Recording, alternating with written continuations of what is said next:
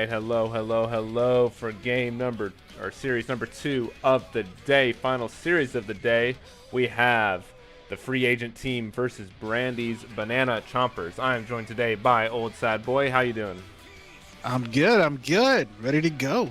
All right, we had a pretty banger series for series number 1 between FFC and Dynasty Sapphire. Despite Dynasty Sapphire getting a 2-0 over FFC, those games were intense. So let's see if we get the same from FAT and BBC. But to start us off strong, FAT going with the Briar Ban. I, Interesting. I'm not gonna lie, but I've heard it's OP. So I mean, I'm never sad to see a Briar ban. Definitely happy to see it if it happens in my solo queue games. So, sure, why not? I mean, nothing better than a global dash frenzy lifesteal monster yeah, like the like ultimate old Warwick. Scion Ultimate. Like, The- yeah, no, 100% agree. That I don't know who designed it, but stop. yeah. All right. Well, BBC is going to get that Orianna out of the field, one of the strongest mid laners of the patch, and for the last few patches, to be honest. And FAT is going to follow suit with the Jarvan ban. Like, relatively, all these champions being banned right now, basically top of the tier meta picks: Zaya, Orianna, Jarvan, Briar, kind of. Aphelios, a little interesting. Not seen too much play overall in this season, so that's kind of like the outlier there. I feel like the Aphelios ban is specifically pointed somewhere. That's not definitely not a priority pick. So it's definitely looking at Equinox's champion pool and saying, I specifically don't want to play against this. Yeah. Or oh, The a same for the Kazakhs. fast lock in there for the Thresh. Not someone you see blind picked too often, but Thresh has a wide versatility in his kit. Can disengage, can start fights, can look for picks. So things can get a little spicy with the Thresh.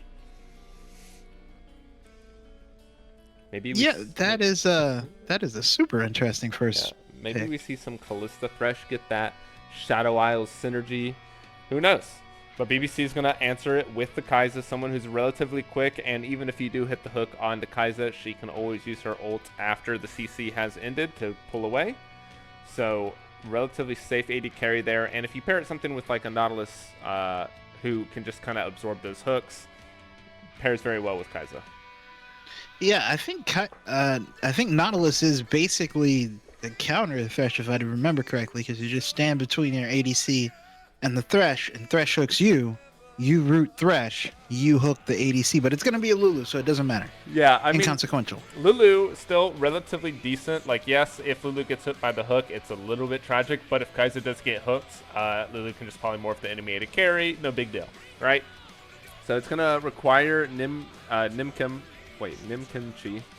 I'm just calling him Nim. It's gonna require Nim to play a little bit more safe in the lane, and they also do get the poke priority there just because of Lulu's great harassment with picks. But Ezreal gonna be the AD carry for FAT. Something not paired too often with the Thresh, especially with how safe Ezreal already is. You don't really need the extra safety layered on top of that. But overall, Ezreal has decent poke, and as long as he doesn't fall too behind on Kai'Sa, he should be fine. Yeah, the only thing I can think is if you're planning to play a very roam heavy Thresh like a la Core JJ, and so you're gonna stick the ADC on Ezreal to be safe in the 2v1 lane, and then Thresh is just gonna be annoying to everyone else, basically. Yeah. There is also that potential. A lot of the times, that's what you see when you have that Ezreal AD carry, and we do have the Vi to kind of pair with that Thresh. So Vi gets the guaranteed engage with her ultimate, and Thresh can easily follow up because they're CC'd for so long. So definitely, more than likely, going to have a lot of roam potential here from FAT. And I mean, playing into a champion like a Zir, for instance, Zir doesn't have the greatest movement. Yes, he has his Soldier Dash.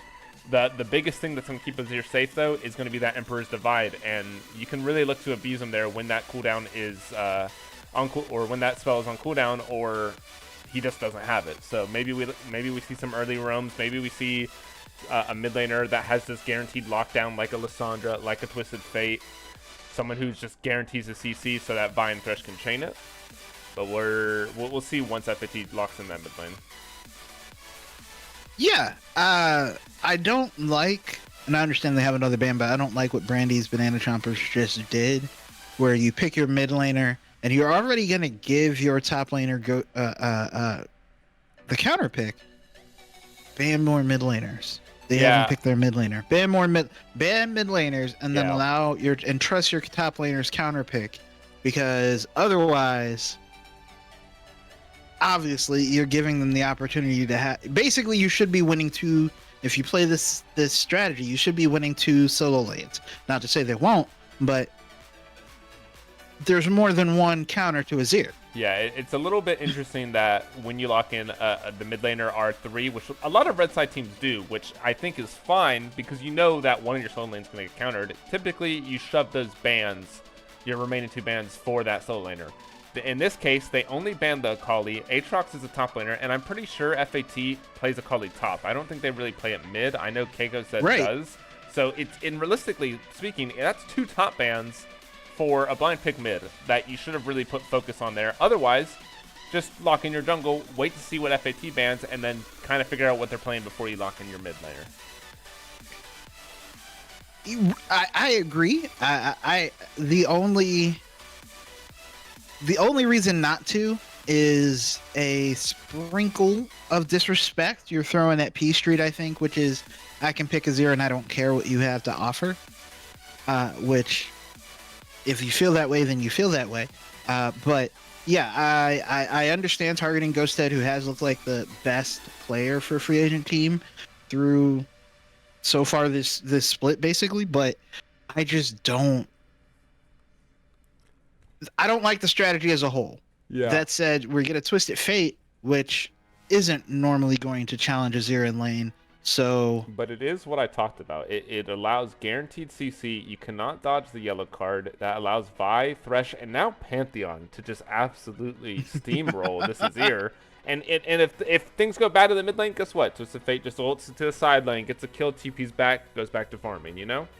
So there's definitely a lot of angles for FAT here, but I do still like BBC's comp a little bit better. FAT's comp is very focused around grabbing that pick, grabbing that the side lane pressure. At BBC, two huge front lines with a Kai'Sa Azir DPS with a Lulu for support. Like, it's going to be so hard to kill those DPS champions, and no one's killing Sejuani Sion late game. They don't have the tank killers. Like, yes, Ezreal has the poke, but that poke doesn't really mean a lot when you're just hitting somebody that has 400 armor and a huge shield, you know? I agree. I 100% agree. I also think it's going to be really difficult to deal with the Sion after, we'll say, 20 minutes, 25 minutes, if the Sion decides to go in a side lane. Yeah. I do. However, I like free agents teams draft -1. And the funny thing is, the -1 could be almost any of them. Yeah. They just need one extra murder person, and I don't know who to pick. Yeah. The downside to BBC's draft is, like, yes, I like the one downside is the Sejuani doesn't really have a lot of lanes to play around. There's no melee champions except for the Sion, and maybe they can look to abuse the Pantheon, but that's not really your focus. That's not really your point of focus, right? So FAT does have some angles, and if they can get a big enough lead around 15 minutes, 20 minutes, they can definitely look to expose this game and end it before BBC does scale. So that is kind of what FAT is looking for. Give me 1 second, sorry.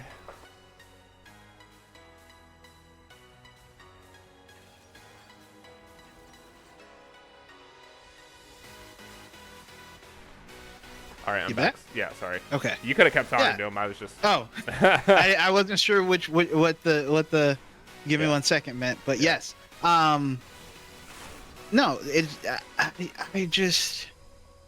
I agree with you. I don't think there's enough damage on the side of free agent team. Like they have to end the game before basically before 3 items.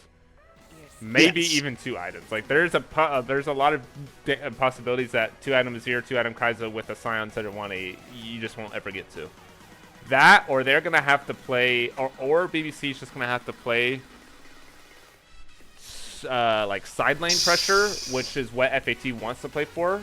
But I would be surprised if BBC does that because their entire draft is literally just a team fight. Like they're just meatballing it down mid, ARAM style. You know? Right.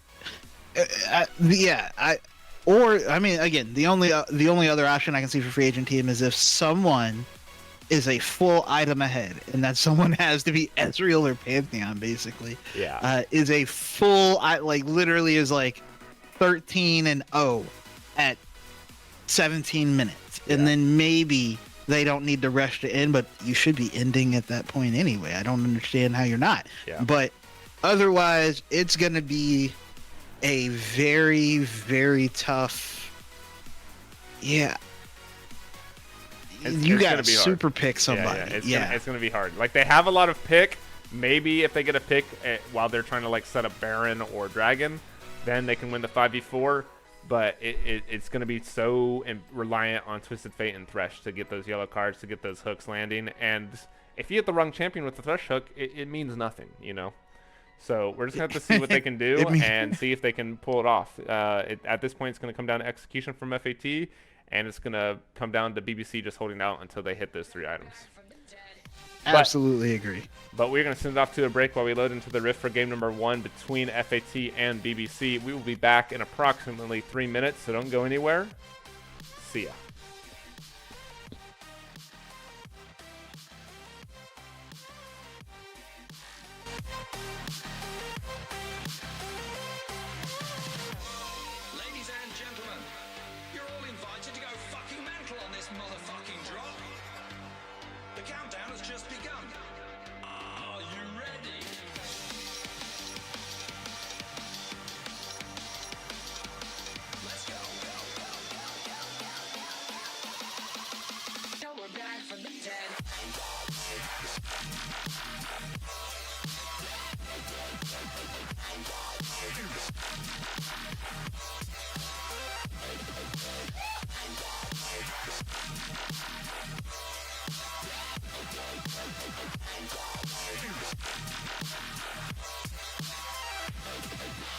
We're back from the dead.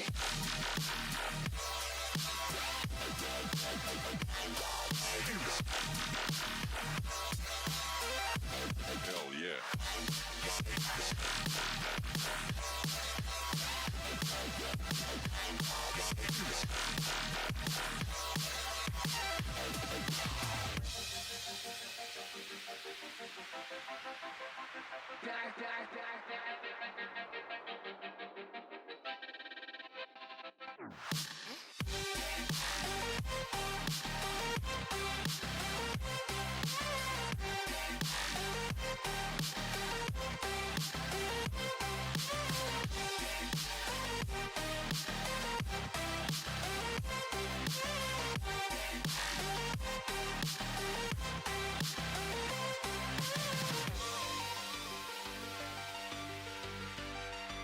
We're back from the dead. Are you ready?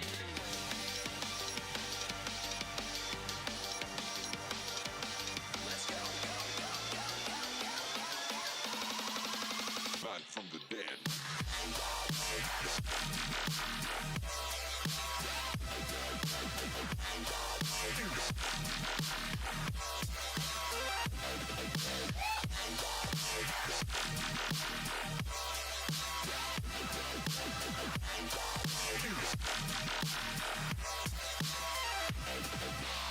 We're back from the dead.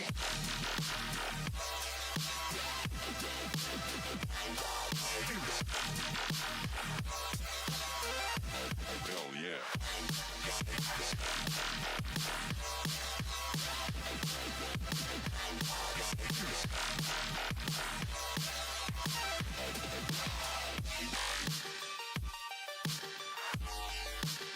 We're back from the dead.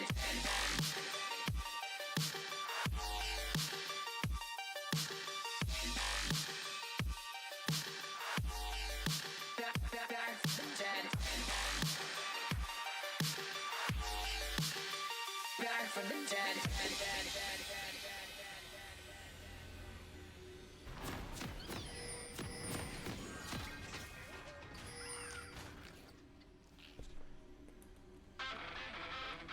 All right, we're loaded into the rift for game number 1 between BBC and FAT. Old Sad Boy, you ready? I am paused at 10 seconds. All right, 3, 2, 1, 11, 12, 13. Yep. All right, let's get into this game. Let's see if we see some any cheeky invades from the Thresh. Let's see if we get some stacks or just a standard 5-point from BBC. Anything can happen. Looks like we are going to have a stack in the bush with the Scion while they invade the top side. So these teams aren't going to actually see each other here unless Sejuani spots them out.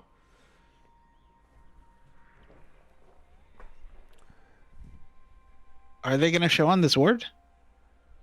Let's Does it find see out. them? I don't No think pings. it did. I don't think it did. So looks like neither team really knows what's going on. A ward's going to They get do dropped. now. Yeah, they do see him. So BBC knows that FAT invaded. FAT got a ward down into the 2 wards down into the Sejuani camp. So Sejuani is they're gonna know exactly where Sejuani starts. So we're gonna have to see exactly how Sejuani decides the path, or if she just doesn't care. Which there's a good chance she just doesn't care.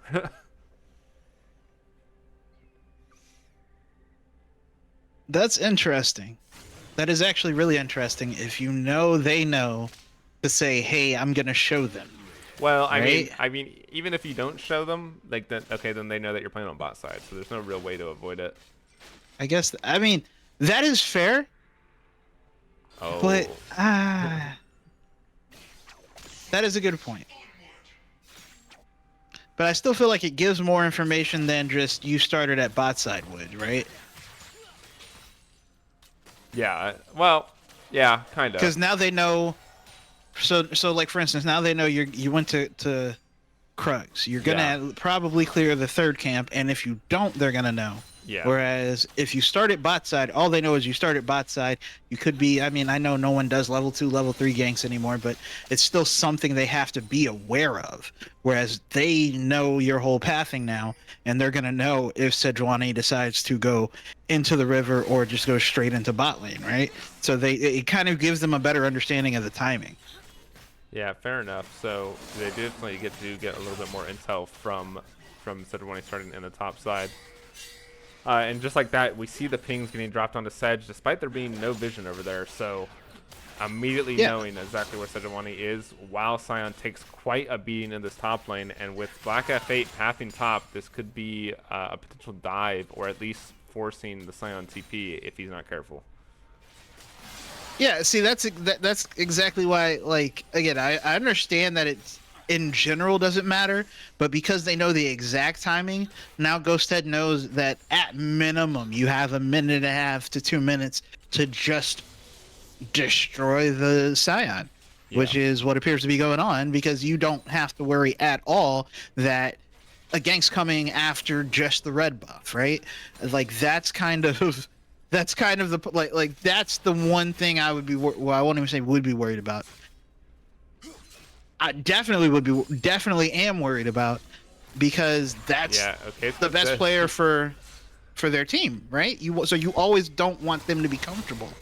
Yeah, and we honestly should see Vi pathing here for the dive. Scion is below 1/4 HP. Yes, he has a shield, but Pantheon does get execute damage. Pantheon might just solo dive. He gets the stun and he gets the first blood with the Q.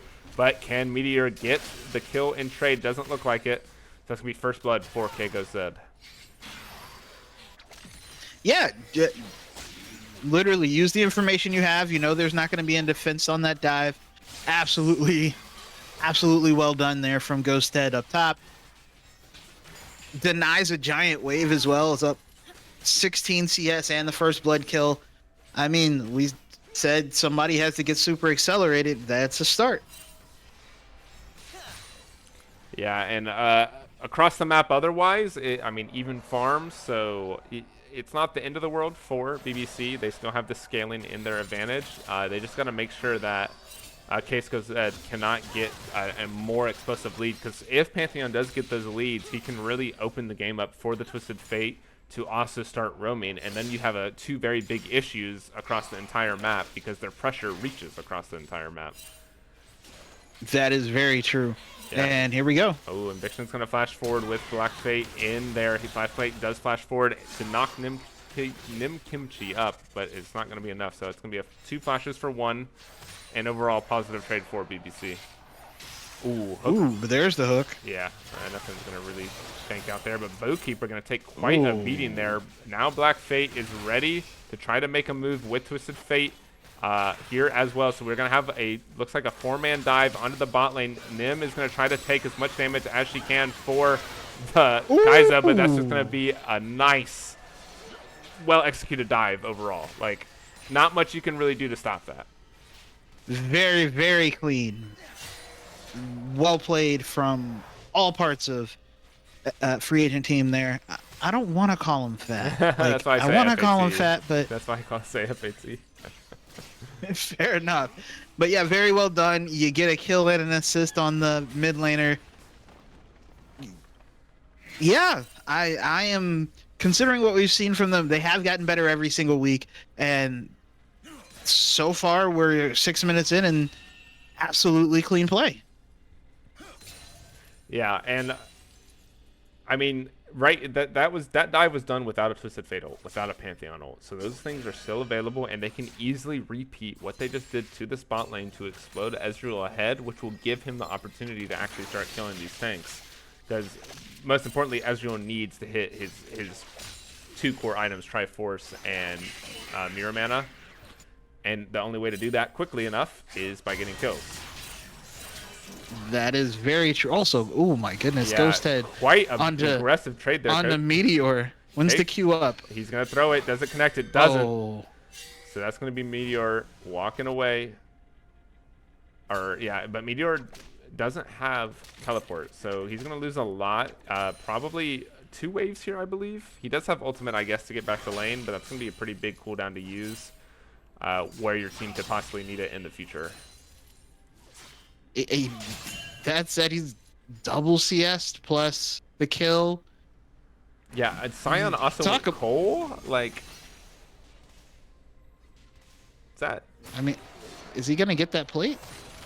Yeah, he does get the Okay, play. there it goes. But Cole on Sion, is that really what you want to do in this lane? You know? I guess you figure. Oh, very nice trade there. Even through the shield, very nice trade from both keeper. But yeah, I mean, I guess he figures he's not gonna get any gold. You need the extra. Fair enough, but once again, Case he goes interrupted the dead. Q. Yeah, he's going to try to get as much damage as he can, and he's going to block that Q damage with his empowered E, while P Street works with his bot lane to get this Dragon Control, a shuffle onto Vi to try to push him away. Sad Dragon Man's going to have to flash. P Street gets the stun, but that's going to be Sad Dragon Man's flash right before this dragon and the Emperor's Divide. On top of which, Ghosthead still has that Skyfall for the dragon, so literally can, and has a teleport, can teleport to lane, or can just keep beating up the Scion. Yeah, despite Keiko said being out of mana, he's still getting positive trades in that top lane. And Sion started that lane at full HP, while Keiko said was about 3/4, and now they're both at the same amount of HP. So trades really positive here for FAT. Yeah, I'm not gonna lie, I did not see this top lane going this way.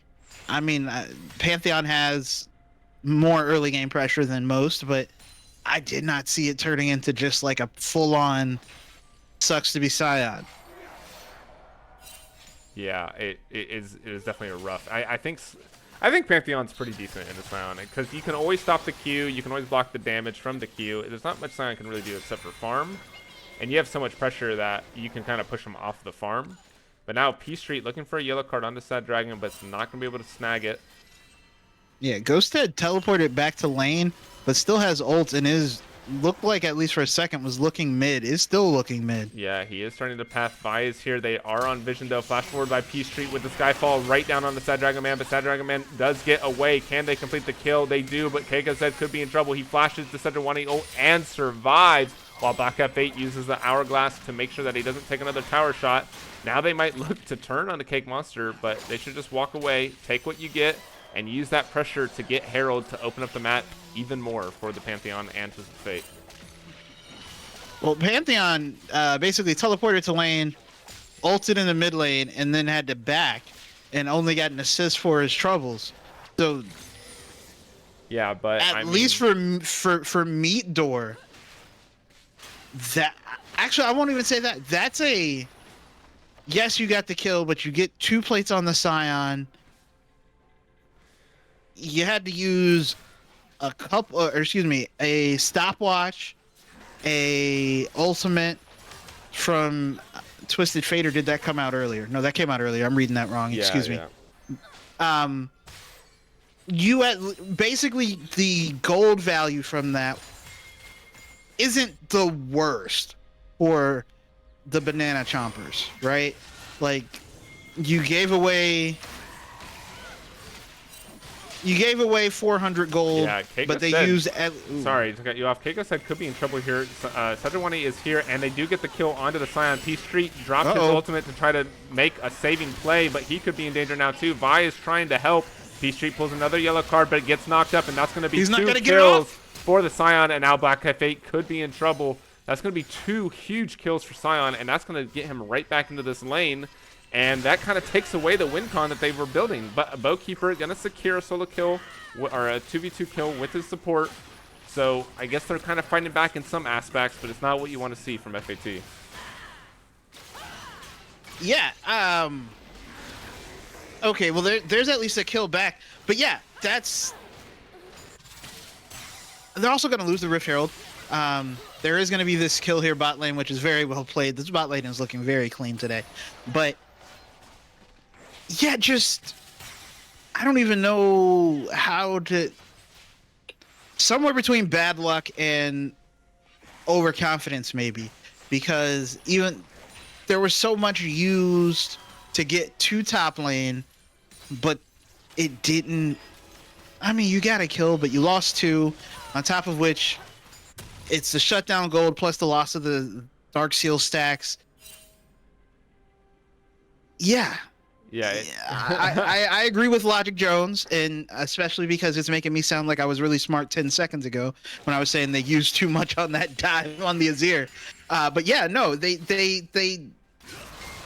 I don't want to say they used too much because I don't know if that necessarily stops what just happened, but it doesn't unhurt it, right? Yeah. Like you traded that much gold's worth of use for a 450 gold kill, and now here we are. You gave away another basically 1,000 gold worth of kills plus shutdowns, right? Like that's not good. Not a good trade of 4 minutes. And it slowed down. I mean, even if you don't get that kill, it slightly slowed down the level gold lead for the Pantheon. Like, that said, they did get the dragon. They did get the dragon to answer back. Yeah. And the Rift Herald is probably not going to get any plates. More than likely, who has the Rift Herald? Sejuani? Yeah, plates drop in 30. I don't think there's time to get this Rift Herald charge in, especially with Black Fate down here with his bot to make sure that Sejuani can't drop it for free. So they've grown their gold lead. It's not necessarily big enough to where I'm comfortable with them saying that they are where they want to be, but at least they have some form of gold lead. 3K at 13 minutes is not bad. You just got to make sure that you use that gold to ensure that BBC can't scale. But now Sejuani looking for a gank in the bot lane with the Scion TP. The Sejuani ult does connect onto Inviction. Now Inviction could be in danger. He's going to get killed here by the Azir while a huge Emperor's Divide pulls Black Fate away from his team. Now Black Fate could be in danger. He's going to get dropped down to 100 HP, and he's going to die. So now it's going to be Herald getting dropped and a potential tower dive here onto P Street and Bowkeeper. It's going to be a 4v2. Pantheon sitting in the side with his ultimate. Skyfall does It's get gonna be dropped. on 3. Flash forward by Peachtree to secure the kill on the Kimchi. Ooh. And that is going to be a 2-4-0 in that follow-up play.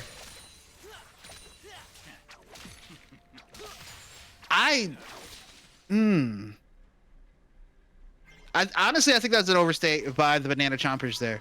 Like, you know that the strongest, most fed member, and that's first tower for a free agent team. Very nicely done. But that's, like, you know their strongest member can come from a lane away. Once you don't see him anymore, and it's been too long in this fight, and you have 2 low health members, what do you think is coming next? You know, it's one of those, like, logical outcome things. Like, hey, the Pantheon disappeared. We just won this fight bot lane. The other 2 are full health. We have 2 low health members. We have just won this fight. We can leave with our gold that we've effectively won in this play, or we can stay and try and take this tower. And then what happens? You stay, ults, flash, 2 people dead. And now all the gold you just got is, I don't want to say washed away, because you did get some, a better amount, I should say, actually. But yeah, no, and you use the Rift Herald, and you honestly didn't get any gold from the use of it, and now you have to wait another God knows how long to get the gold. Dragon Man to get engaged here by Flag Plate. Nice flash forward, and the hook does connect. That's going to be a 2-0, and that should be mid tower falling. I don't think Sejuani is going to be enough to stop it. Yeah. Yeah. This is very well done from free agent team. I haven't seen them play this well. Honestly, if you compare this to week 1, week 2, this is like a whole different team. Yeah, it is looking pretty clean, but you also got to remember that it's looking clean, but you got to know who you're playing against, right? BBC not exactly the strongest opponents, but it's good that FAT is winning this because it does help them in their gauntlet run so that they have to play a little bit less. I mean, I hear you. I understand. But they still look so much better than they did even, 2 weeks ago. I'm loving the improvement I'm seeing to the point that Sejuani's looking for a play. A huge Azir divide into 3. That's going to kick. Oh, sorry. Oh, my God. That's going to get them a nice double kill there. Now, Bowkeeper's going to have to flush away, but Equinox is going to ult over the wall to try to secure it. But Black Fate is going to pick up a kill in response. Now, Bowkeeper's going to try to poke him down while staying safe, but Sion is on the flank. Bowkeeper has to use the plant to get out by himself, but Cake Monster is going to jump over the wall for the chase. That's going to be a kill for Sad Dragon Man. And Sion ult is going to miss. My stream froze there. I apologize. I think my internet is a little whack today. Absolutely curse them. But overall, that was huge. Sad Dragon Man play right there, or huge play by Sad Dragon Man. Absolutely, that is literally the perfect Azir moment and setup. You said, "Oh, can't help but notice that you're a little too close to my tower. But let me just." And it doesn't matter. Yeah, they overstay again. Is once again another overstay, giving a shutdown over to KKZ. He doesn't have ult, but P Street is nearby. Yeah, Inviction's trying to look. He's going to connect the hook. The gold card's going to come out, and now Sion could be in trouble, but his shield is too big to overcome. Now a TP coming in by the Pantheon. He's going to look to try to get some more. Shield. P-Street is going to pop his ultimate to know where the enemy team is while they look for a fight onto Cake Monster. P-Street drops the ult, yellow card onto Cake. Cake is in danger. Lulu ult tried to save him, but it's not going to be enough. Now Nim is going to try to flash away from Keiko Said, but Keiko Said has the chase. He does get the stun, and that is massive damage coming out from the Pantheon. And that's going to be the second dragon. The dragon stacking hasn't been quick, but the way they are basically making every other mistake a problem, it's at least worthwhile, I think, on free agent team, as the Banana Chompers keep leaving themselves open to these sort of counterplays. Yeah. This is amazing that they're Ooh, Equinox, Ooh. you could be in a little bit of danger here. That TF does some damage, but the Scion ulti's going to come in. P-Street's going to pop his Hourglass, but I don't know if he's... Oh, a nice splash there to get P-Street out. Gold card onto Scion, but Keiko said is trying to block as much damage as he can. Equinox is trying to get the chase. Keiko said drops the Scion, not who you want the shutdown on, but Equinox is going to get the kill onto P-Street, so 2 for nothing. Very nice cleanse. Very nice cleanse. I gotta stop telling them they're doing something right. But both teams are overstaying way too much. This is like solo queue, man. I agree there. It's very much you won the fight. You're not gonna get the objective. You've already or I shouldn't say the objective. You already got the objective. You're not going to get a tower. You don't necessarily need to crash this wave. Let's go home. You're sitting on 1,500 gold. Go home. Go home. Like I don't know how else to explain it. Like it's making me so sad that like this should either be an even game for Banana Chompers, or just now it went from 5,000 gold to 3,000 gold for a free agent team, from both teams just taking turns deciding I'm gonna stick around and see what happens. Looks like Black Fate is going to try to make a play here, and the topside jungle steals the red buff away and gets the ult onto Sejuani. Now Keiko said is there with his Skyfall. And that's going to be the jungle dropping with Ezreal picking up a kill onto Lulu. Oh, no. And Sad Dragon Man going wide with that Azir ultimate, and that's going to be the Baron for FAT. That should very much be the Baron. I don't think you can overstay at least the Baron. That was... So, again, this is what I like about the team comp, and they are executing it so perfectly, where Vi can basically you find somebody doing something, and everybody else just shows up. Like, that's all you need to have happen, and that's exactly what they're doing. And on top of which, there was the other kill on the other side, where Inviction and Bowkeeper were able to kill Nim Kimchi on the Lulu. Yeah. It was just so well coordinated because they caught them walking into the fight trying to save the Sejuani, because there's so much pressure from these global, semi-global ultimates from the solo laners that you get extra picks from people trying to help the person that's already caught out. And this Baron is going to allow FAT to really start doing what they do best with their team comp and play those side lanes. It's going to be really hard to contest the Twisted Fate roaming with the Vi and the Pantheon. Absolutely. And then there's always the issue of if you try to overwhelm or, try to defend 3 with 2 and then put 3 on one of the side laners, somebody else is showing up or can show up. Possibly multiple people can show up. You know what? They got the lead they needed to, I think, on the Pantheon at least.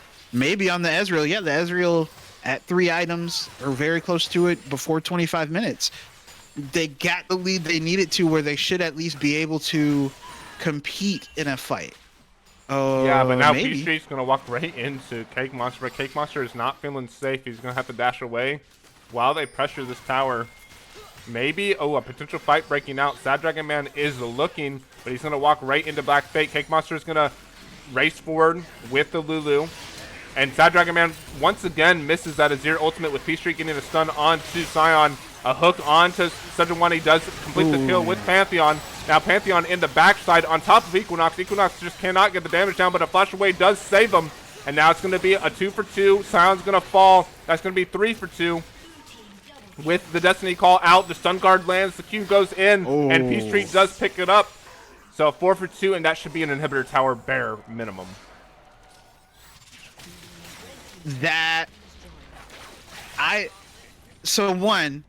Bowkeeper somehow managed to be 99% untouched, despite like 3 ultimates and 4 dashes being used trying to get him.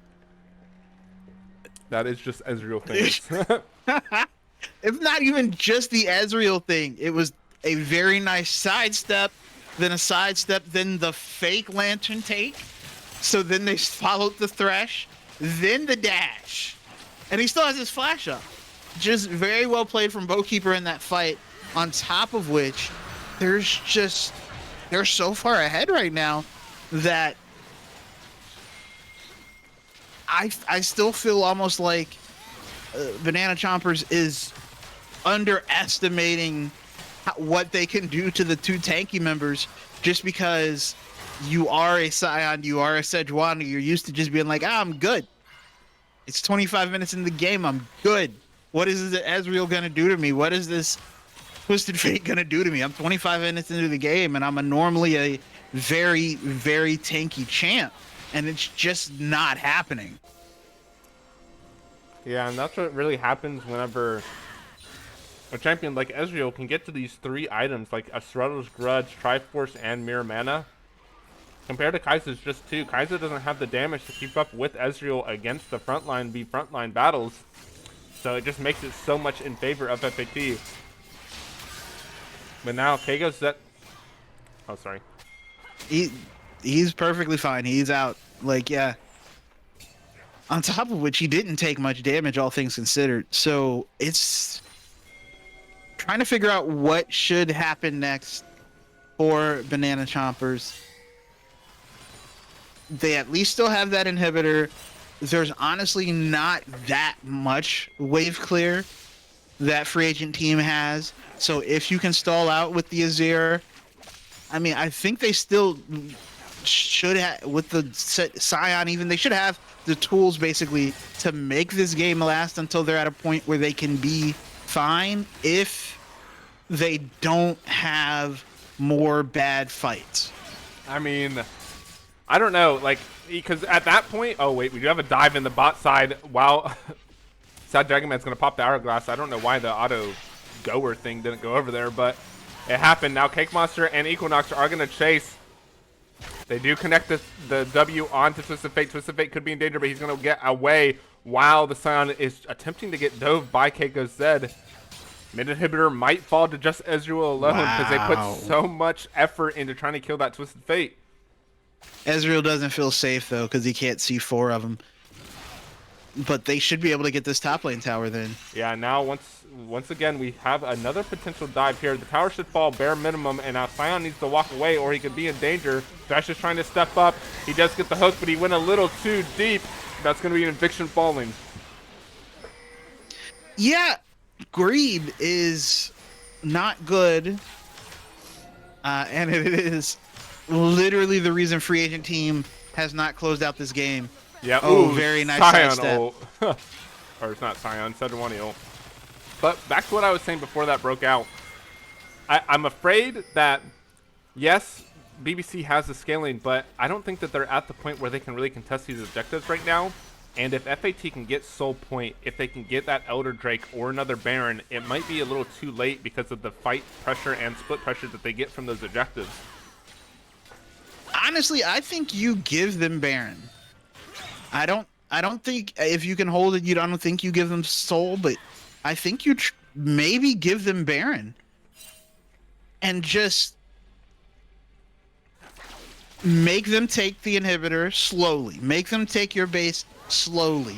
And in the meantime, enjoy whatever you can get off the map. Yeah, but Cake Monster walking right into the buy and the Thresh while Pantheon drops the ultimate in the back line to try to secure the kill onto Sad Dragon Man. Sad Dragon Man is going to use his Emperor Divide with the ultimate from the buy to get him in deep. Sad Dragon Man's low. Equinox has to run, but he's going to get stunned. The cleanse goes in, but it's not going to be enough. And that's going to be a 3 for nothing, and that's going to be Baron priority and more than likely Soul priority. Yeah, so, like I said, I hate to say it like that, but you can't fight him. You can't walk in and check the Baron. You just have to wait for the Baron to let you know it's gone, because they can kill you. That said, I don't like what's going on there. P-Street's just doing it to push away Cake Monster, so there's no risk of a steal. So really well played there by him, and even if P-Street died there, you're going to take that trade. Baron for 1 death, whatever. Yes, that is true. I just thought he was a little far away with the possibility of a Scion Sejuani CC combo still being able to kill you, but no harm, no foul. But yeah, well, you definitely can't contest this now. They You are literally gonna just try. lost. You just lost a fight. To be fair, they didn't have such a 4 1A minutes ult. ago. They didn't have such a 1A ult last time, so maybe they can look for something with a pick onto P-Street or Inviction or something. The hook goes in onto Scion. Pantheon's on the back line. He blows up Equinox. There's nothing that he can do. And now Azir's in trouble. The divide goes in, but it's not going to be enough to get Keiko set away. That's going to be a double kill for the Pantheon. Can he get a triple? He does. And that's going to be a triple for Pantheon with Twisted Fate getting the kill on the backside on Lulu. And Scion, you're just not tanky enough. And that's going to be the ace for nothing.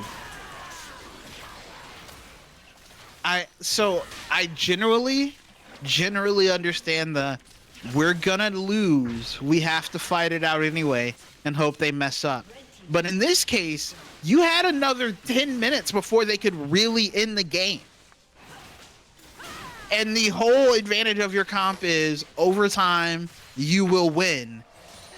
I just don't like going for back-to-back fights 4 minutes apart when the first fight you got wiped so decisively, but you have enough to stall out the game. I don't think that's good calls from Banana Chompers. But also, I understand how you get there. I understand that you're like, hey, look, they're going to get Baron, they're going to get Soul, we have to do something. I just don't know if those were the somethings. Yeah, and now they're going to try to start a fight in the top side onto Black F8 and P-Street. Black F8's going to get caught out. Emperor's Divide onto one. Keiko said, though, doing some massive damage against Polymorph, but I don't know if Equinox has the damage to keep up. Boatkeeper gets one, and P-Street gets the other. Keiko said might fall to Scion, but their shield comes in from Eclipse. He just doesn't die, and that is another ace back to back to back. I wish we had, like, the advanced stats so we could see exactly how much Ghosted healed off of the Conqueror in that fight. Because I kept thinking, okay, at least they killed. No, Nope. no, he's still here. That is going to be the first game going over to FAT. So we're going to send it off to a break while we prepare things for game number 2. So we'll be back in a few minutes, and so don't go anywhere.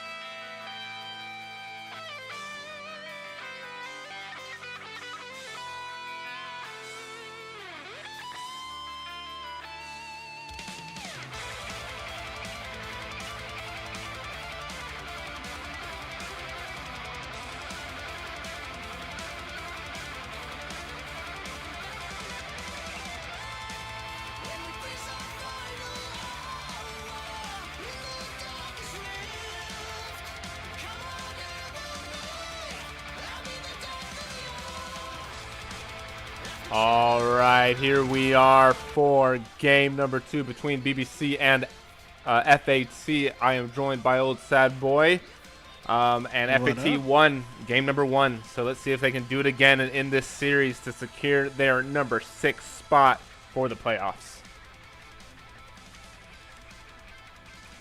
I don't know. I don't know. It's going to be real interesting. We are going to get the Briar and the Oriana bands, the same ones we saw last time. Yeah, so it looks like we're gonna have a repeat of a lot of bans. I wouldn't be surprised to see FAT go over the same exact 3 bans they did last game. It definitely seems like they don't want to play against the Philios. Briar is always a great ban, and I believe they banned, was it Oriana or who did they ban? Jarvan. That's it. Yes, So last time FAT banned Briar, Jarvan, Aphelios. And it looks like we are on very similar paths because we also had the Oriana and the Kazakhs. What was the third one? Third one was Zaya. So No, it wasn't. Was it? No, they Kazakhs was the third one. They had a weird second ban. it was Zaya. Oh, was it? Yes. Zaya was the middle ban. Sorry. Oh, okay. But yes, it was Oriana, Zaya, Kazakhs. But this time they're banning the Thresh, which I'm kind of surprised. I understand. I think Inviction played very well on Thresh, but I definitely don't think Thresh was the win con, to say the least.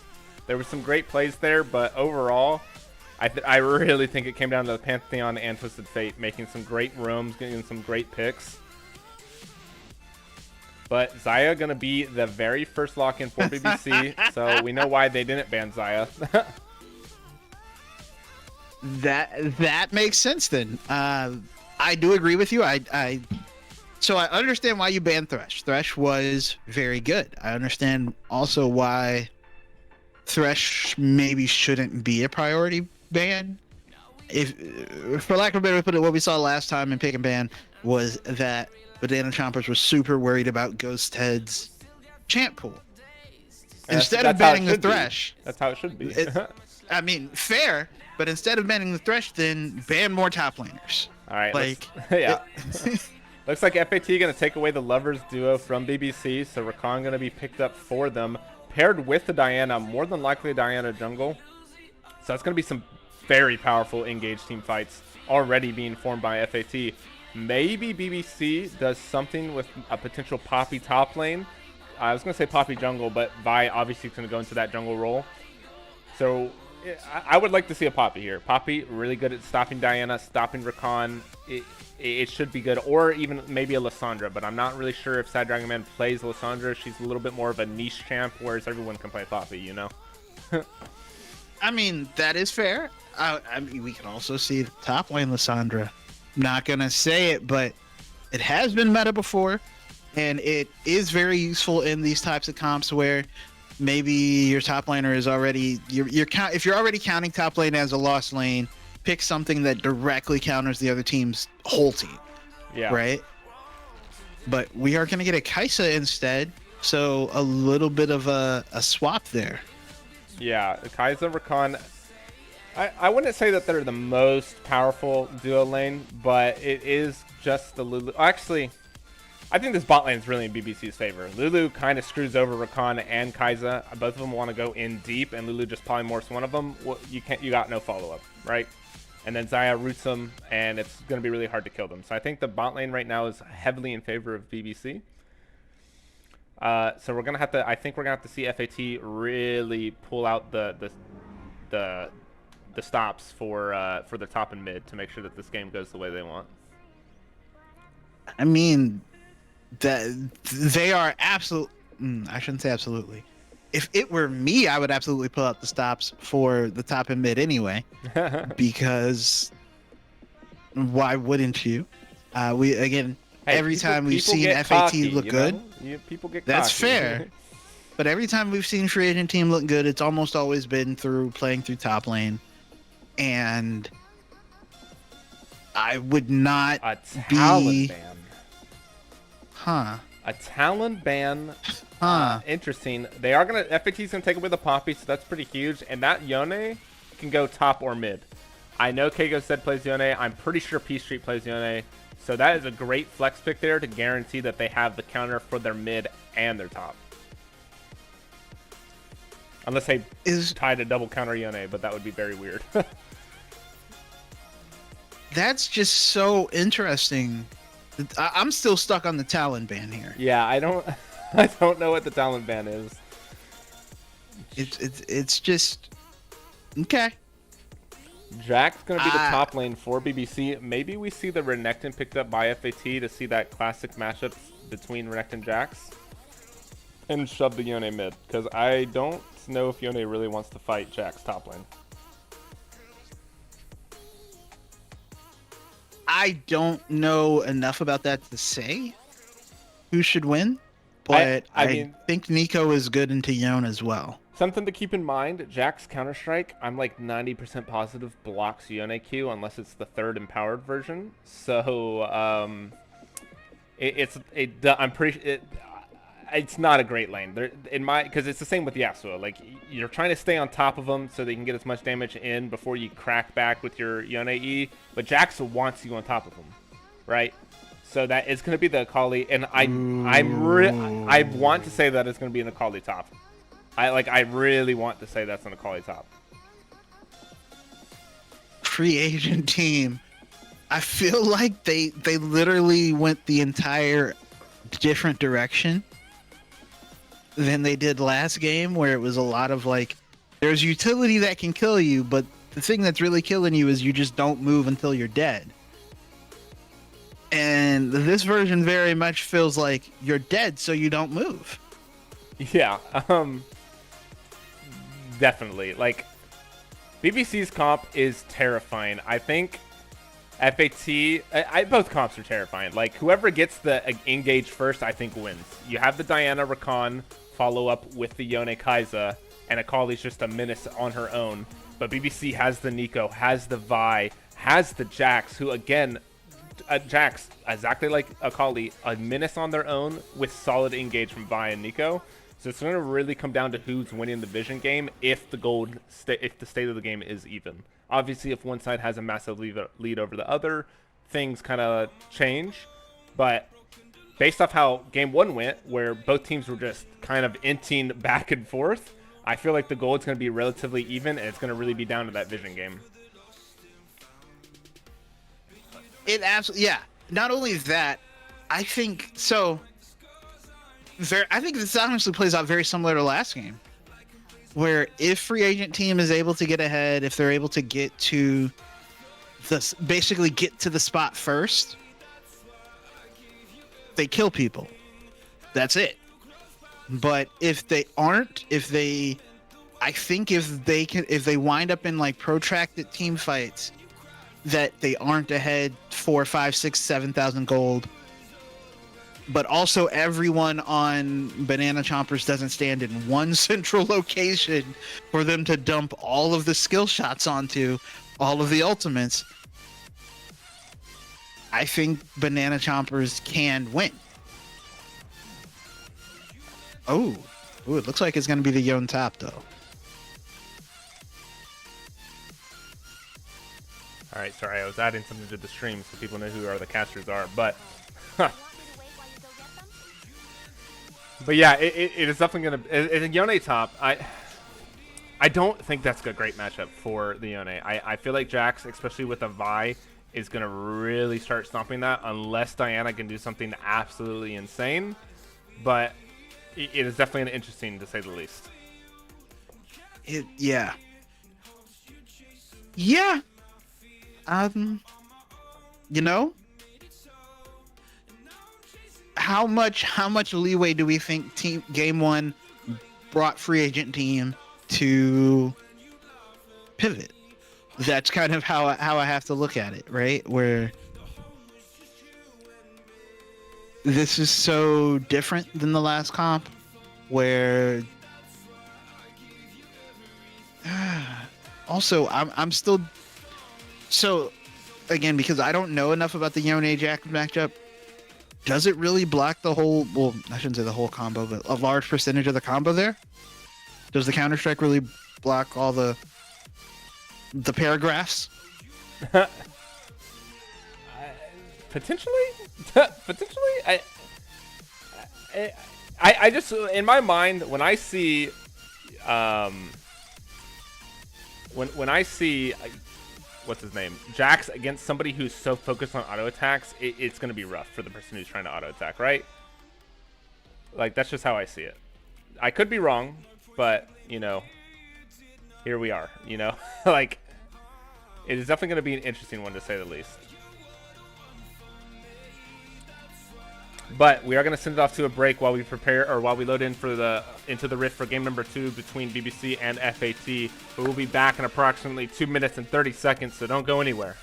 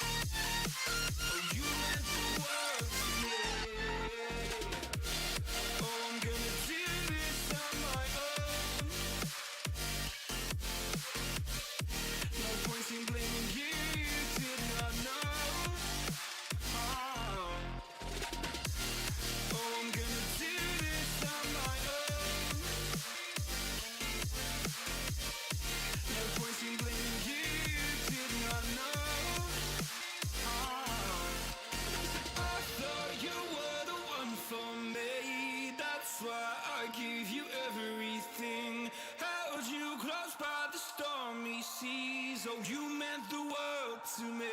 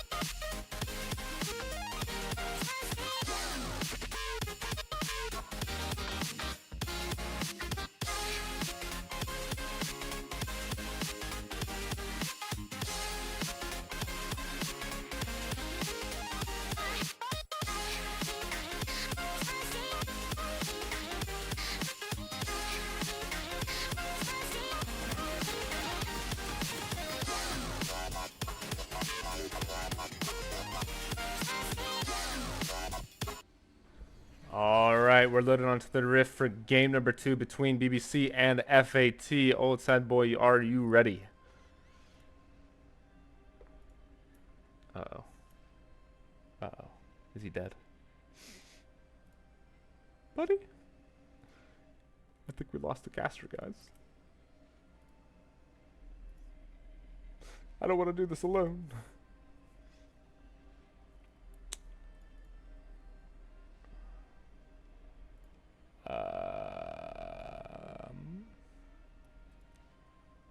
Okay. He will be right back in a few seconds. He is letting some people, I guess, into his house or something. But while we're waiting for him, we'll take a look at Summoner Spells and Ruin choices. It looks like we do have Summoner... Oh, no, there are a few mismatches. Nico has Ignite, whereas Akali has TP. And there is a heal in the bot lane from Nim, whereas Inviction has taken the Ignite. Other than that, nothing too surprising to see. We have pretty standard lineups. I think the most surprising thing is that Bowkeeper has gone Hail of Blades. versus the standard lethal tempo that you see Kai'Sa's go nowadays. So maybe we're gonna see the lethality Kai'Sa build come out, just for that some of that early game pressure that it can provide. But I believe Old Sad Boy is back now. Are you here, buddy? Yes, I am back. Are you at 10 seconds? Yes. All right, 3, 2, 1, 11, 12. Yep. Yep. Oh, I just sneezed. Sorry. Anyways, yeah, so we might be seeing lethality Kai'Sa this game, just because of Halo Blades, but Interesting. we will still need to see that how they end up building.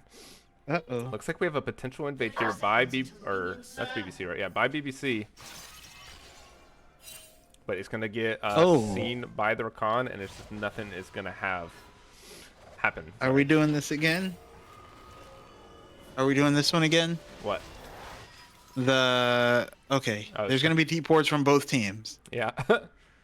I don't. I Think was Diana- worried we were gonna do the. I'm gonna start where you can see me, so you can time me out and kill my top laner game again.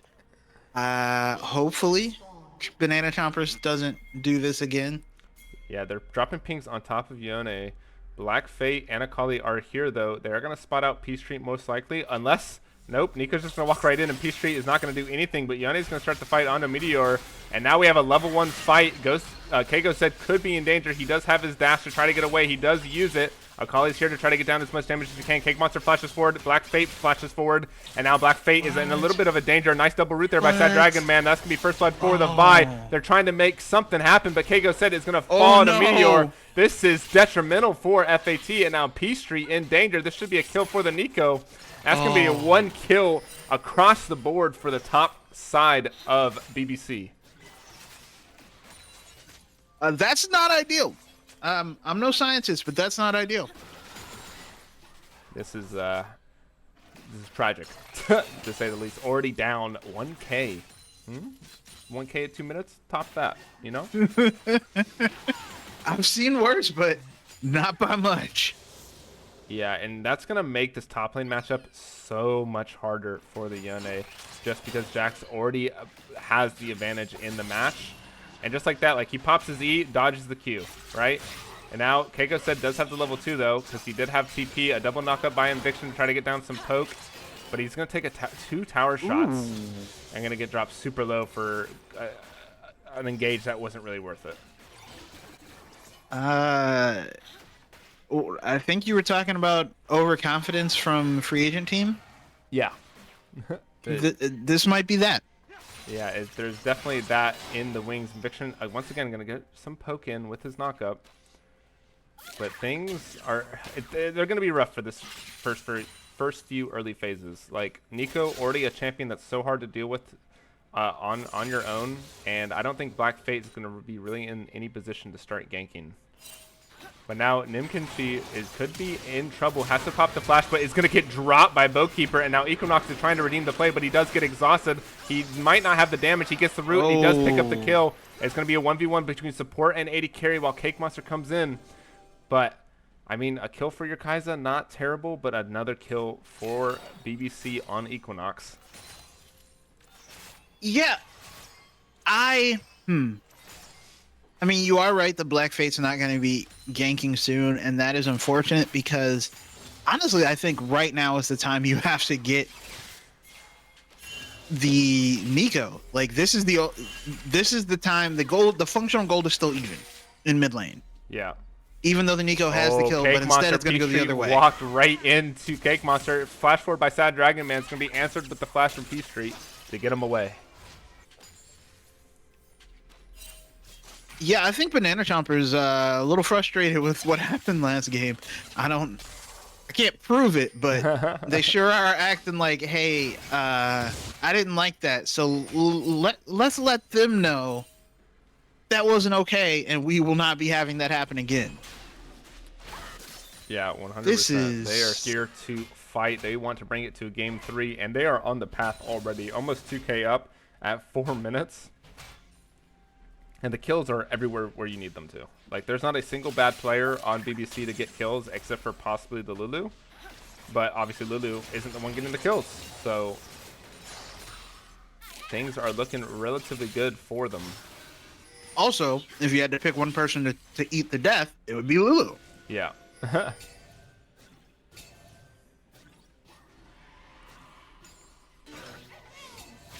All right, looks like We still haven't. Oh, Oh no, go ahead. Go I was ahead. gonna say I was gonna say we still haven't seen the back from the Nico. Yeah. Which- How much gold is she? She's sitting on 1,500. Yeah, you have your last chapter, lost chapter. Always mix up which one is which. I don't know why they have an ability and an item with names that are literally one Well, letter apart. joke's on you. She's not going lost chapter. Oh, she went alternator. Yeah, Either but- way, she had that plus an amp tone or plus boots, and was just chilling. Like Yeah. that is also an overstay, but Yeah. Now Oh. Equinox and Nimchi gonna look to try to turn that fight around onto Eviction. Honestly, a positive trade there for BBC. Bowkeeper getting the hard end of the stick there, or however that saying goes. it's definitely the short end of the stick. Short end. There we go. And the jokes that go with that, plus the initials there, I'm just gonna leave alone forever. But yeah, that was a good trade from free agent team. I mean, the Jax is already back in lane with a cloth armor and a sheen. That's just a really tough position to be in Yeah, he's gonna have a slow for push. anyone. He's gonna have a slow push into the Yone, so not ideal. But gank here onto Sad Dragon Man. Sad Dragon Man has the ultimate. He is gonna pop the Pop Blossom, but it's not gonna connect on anyone. And now P Street does pick up the kill with his Ignite engage. So great look there by FAT. Looks like they're trying to step it up. They know they made some mistakes early on, but Cake Monster's gonna find Black Fate, and he's gonna try to fight. Get it's a good chunk, but no kill's gonna come out of it. How is Cake Monster a level behind? Diana farms really fast. Maybe. I have Or- clearly or- underestimated this. Or absorbing lane XP, maybe? That might be it. Yeah, it was, I guess, the equivalent of one camp, because Yeah. Cake Monster is now... Actually, no, he's not. I thought Dragon he going to be started up here. Black Fate is trying to secure it. Cake Monster's looking for a steal, but Cake Monster gets pushed away by Eviction. Dragon's going to get secured by FAT, and now they're going to start the chase. Cake Monster gets dropped super low. Heal gets popped, and now Equinox is trying to get enough feathers to get a root. He does get one, and he gets two. Flash forward by the Jax to secure a kill on the Bowkeeper, but here comes P Street coming in fast with his Shuriken, but he doesn't have the damage quite yet. Eviction's going to get the knock up, and he's going to get the shield. So 2 for 1 plus the Dragon. Oh, but the they chase might go is for still more. going on. Play is still going on. Sad Dragon Man gets the root, and that's going to be an Eviction dropping to the Jax. And that's bad. That's 3 kills for a dragon with a couple plates on top of it. I think you take that if you are Banana Chompers. Yeah, especially since it's the first dragon. It's not like it's soul point. It's not like it's soul. That was the first dragon. And honestly, there's not a lot that was gotten on the other side of the map either. Yeah. Ghosthead was pushed in the whole time. Yeah, he is starting his push now, but Vi is there to try to stop it. Jax has to back. He does have TP, so I don't think Keiko says is going to get enough to make a turnaround on the gold. Not at all. And especially because the Jax got, what, 2 more kills? Yeah. Yeah, that's tough. Yeah, That's Eviction tough, buddy. is I gonna don't get the know. knock up onto Equinox. Equinox has to be careful. Polymorph goes down on the Bookkeeper. Bookkeeper flashes forward. A flash away by Equinox. He doesn't have his ultimate, so that's why he had to pop it. They're going to get some good damage. Eviction's going to try to keep looking. Can they complete the kill onto Nimkimchi? It's not going to be enough. Unless Bookkeeper can get a snipe with the W? No? Okay. Oh, I am sorry. Drag Just so close, but not enough coming out there from free agent team. Too late now, they're all gone.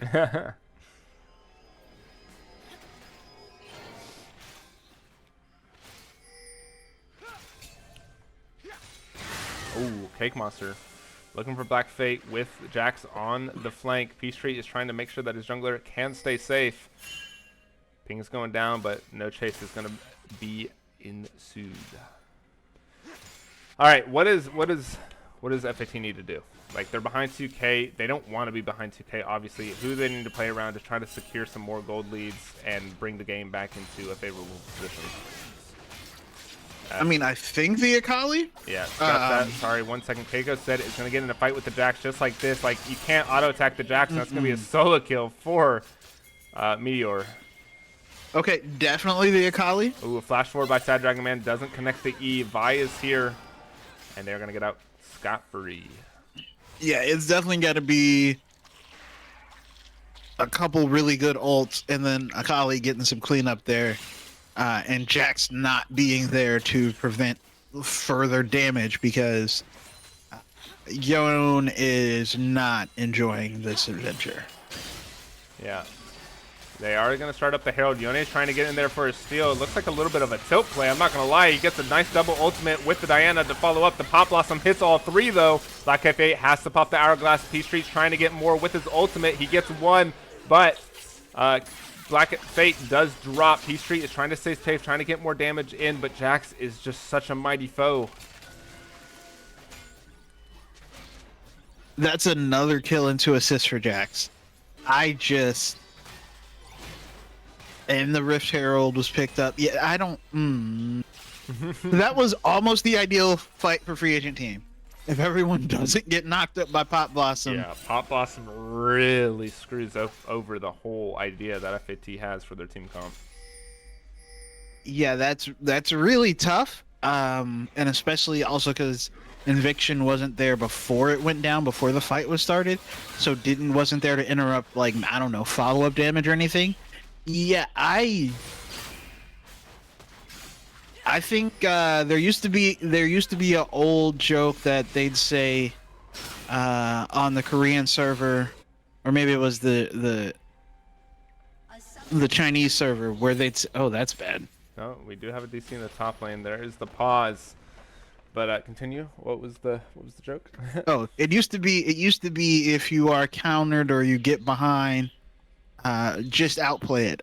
And I think that might be all that's left for free agent team to do right now, because that Jax is huge, and we are 12 minutes into the game, 11 minutes into the game, and the Jax is just going to keep doing Jax things.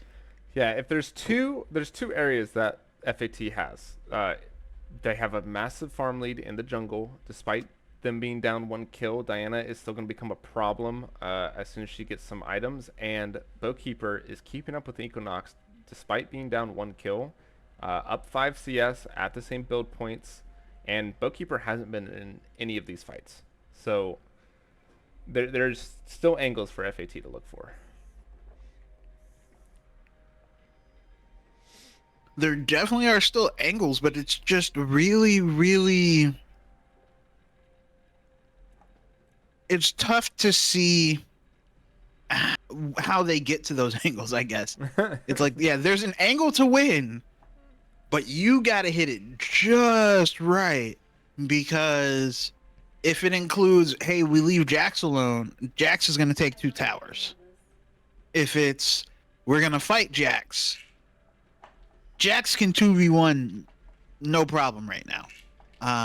And on top of which, the rest of their team can also beat you straight up even numbers. So I don't I don't know. For me, like, I'm trying to think of where is the point where I think free agent team can hit a even enough playing field that they either pick a fight and win or make a decision to collapse on someone and the rest of the map doesn't lose. And that's going to be a tough one. They're going to, like, I don't know where it is. Yeah. What in the world are they talking about? I don't know. This is a very interesting conversation. I don't know if we want to throw it to a break, just so until we can get back into the game. When the pause is unpaused, pause at 11:50. Okay. All right, sounds good. All right, we're gonna send it off to a break while we figure out this disconnection issue. So don't go anywhere, and hopefully we'll be back in a few minutes.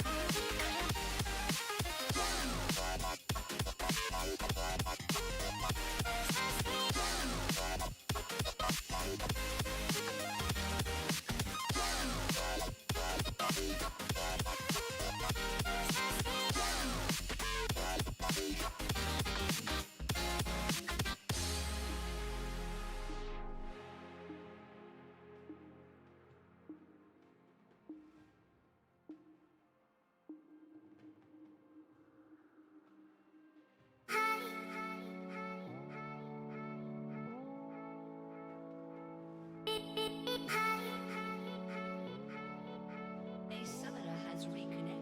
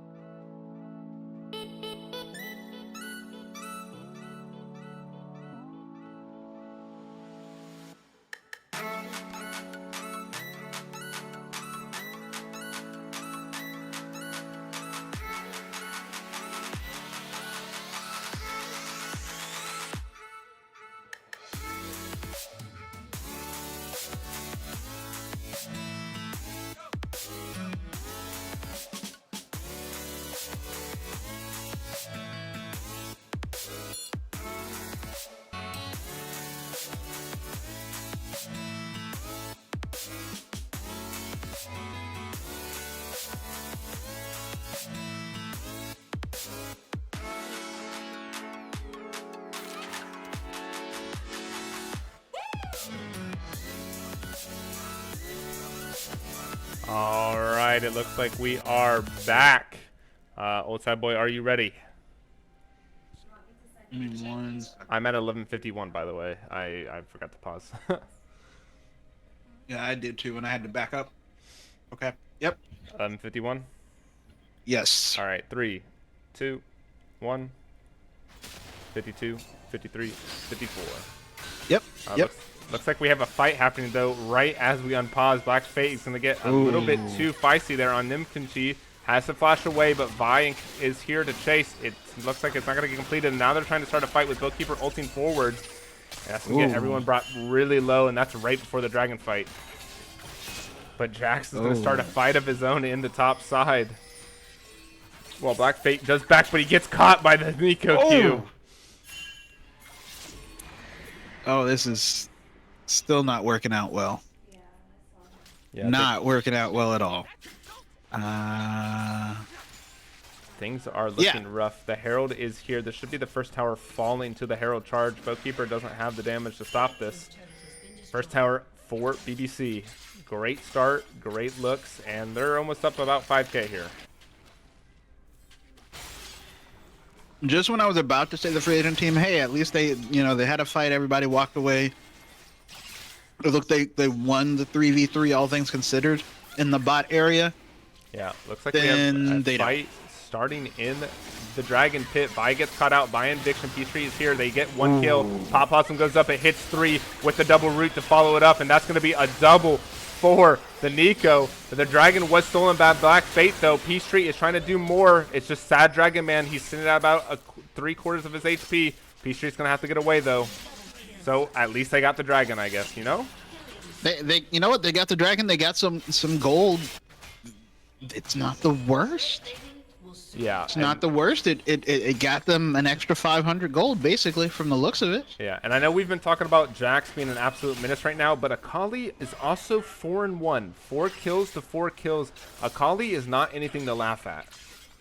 Also, it gave Yone actually a bunch of gold up there with those plates. So, I mean, an extra 400 gold up there, and it's not hurting free agent team. But on the other side, I'm more concerned about what just happened there for Banana Chompers, where they weren't in position. Oh no, another disconnect. Okay, reconnected. Whew. I was about to say, not again. Yeah, hopefully not again. You know, Spectrum diff is the greatest diff in this game. But yeah, I'm a little concerned with Banana Chompers there with that kind of lead, not being able to keep the jungler safe in a dragon fight. Like that should be yours. Yeah. No contest, no debate. Yeah, looks like we do have a little bit of a freeze for the delay to kick back in. You're at 1431? Yes. Okay. But, yeah, so Kraken Slayer completed by Kago said, so he might be able to fight a little bit better, but it's still going to be a tough match for him, and just because it is the Jax. So really, F18 needs to look for plays around the map elsewhere. Inviction looks for a fight onto Equinox. Equinox pops the ultimate while Inviction pops his ult as well, but he gets rooted right under the tower. You went a little bit too deep there. Now Bowkeeper is going to be in danger. So many feathers, so much damage. The exhaust is not going to be enough to save him. Lulu is chasing, and Lulu picks it up while a 3-man dive happens on the top. But Keiko said doesn't get away. He pops his flash, but a little bit too early, and that is going to be a 3 for none across the map. Yeah, this is what I was talking about, where I don't know where free agent team can make a play that doesn't immediately get punished anywhere else. And on that one, they took an even fight and lost. And then on top of which, on the rest of the map, they lost.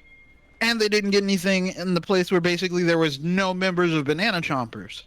It's just so hard to see where free agent team is finding this win angle in the next 25 minutes, right? And so kind of similar to last game where Banana Chompers wouldn't just wait it out. I don't think free agent team is going to wait it out, and I don't think they have the same luxury to wait it out. Yeah, because of that. Faye is going to try to make a play happen here, but Meteor is just going to jump away with his hop, but he's going to get knocked up, and he might get shut down. That is huge for Bowkeeper, and that is huge for FAT.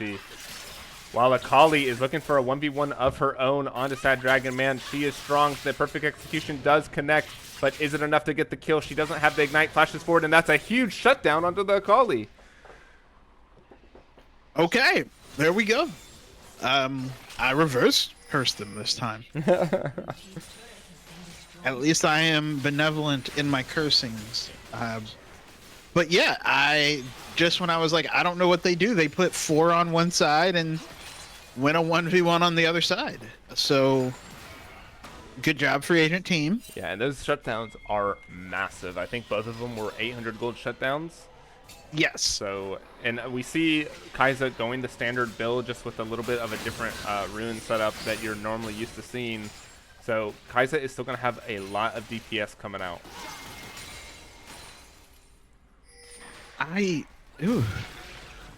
I'm still worried that I won't even say it's going to be.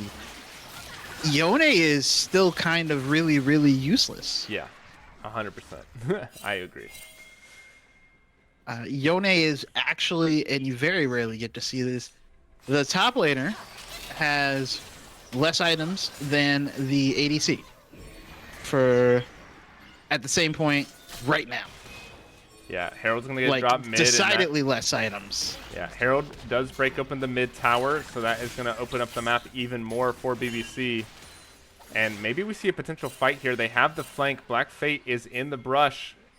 The rest of the team's not in position. Yeah, they're going to walk away, but now Rakan pops it. Pop Blossom goes up, gets two of them, while Kago said gets popped by the Jax. The ultimate goes out. Oh, That's a that's three-man. three. That's pretty big, but is it going to be enough? Diana's trying to make something work. She gets one shut down. Oh Akali my picks up God. two, and that is a dominating fight for a team that was just down 4,000 gold. They just killed 4 people. Wow. How is the better question? Like, how They are got you everybody losing to that? stand in one spot. Yeah. They got everybody to stand in one spot. 4 people, 3 people got hit with the P Street is Moonfall. chasing. P Street is looking. Sad Dragon Man might just be dead. And that is going to be the delayed ace, or unofficial ace, I guess. And that is going to be sole point for FAT. This is no. That's my official statement. No way. I think Akali's at the point where she doesn't care about Jax anymore. Just a little bit. This should not happen. And yes, So- it is happening. It is here. FAT the gold wants is to make even. their mark. And Akali has a Magi Soul Stealer. Are we going to see 25 stacks, or are we going to see 0? You know, they're not mutually exclusive. We could wind up seeing both. But just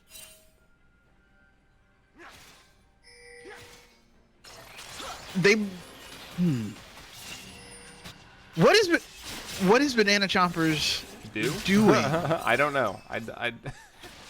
Yes, in the past and in the present, I don't understand how this outcome has occurred, and then how they prevent this outcome from furthering, because they went from up 5,000 gold to even in about 2 minutes. Yeah, and Keiko said up 2 levels here. He's going to drop the ultimate on top of Jax. Jax going to get brought down to half HP. Now the rest of the team is there. Jax could be in trouble. Jax tries to jump away, but that's going to be Bowkeeper picking up a kill. And this could open up a potential Baron play here by FAT.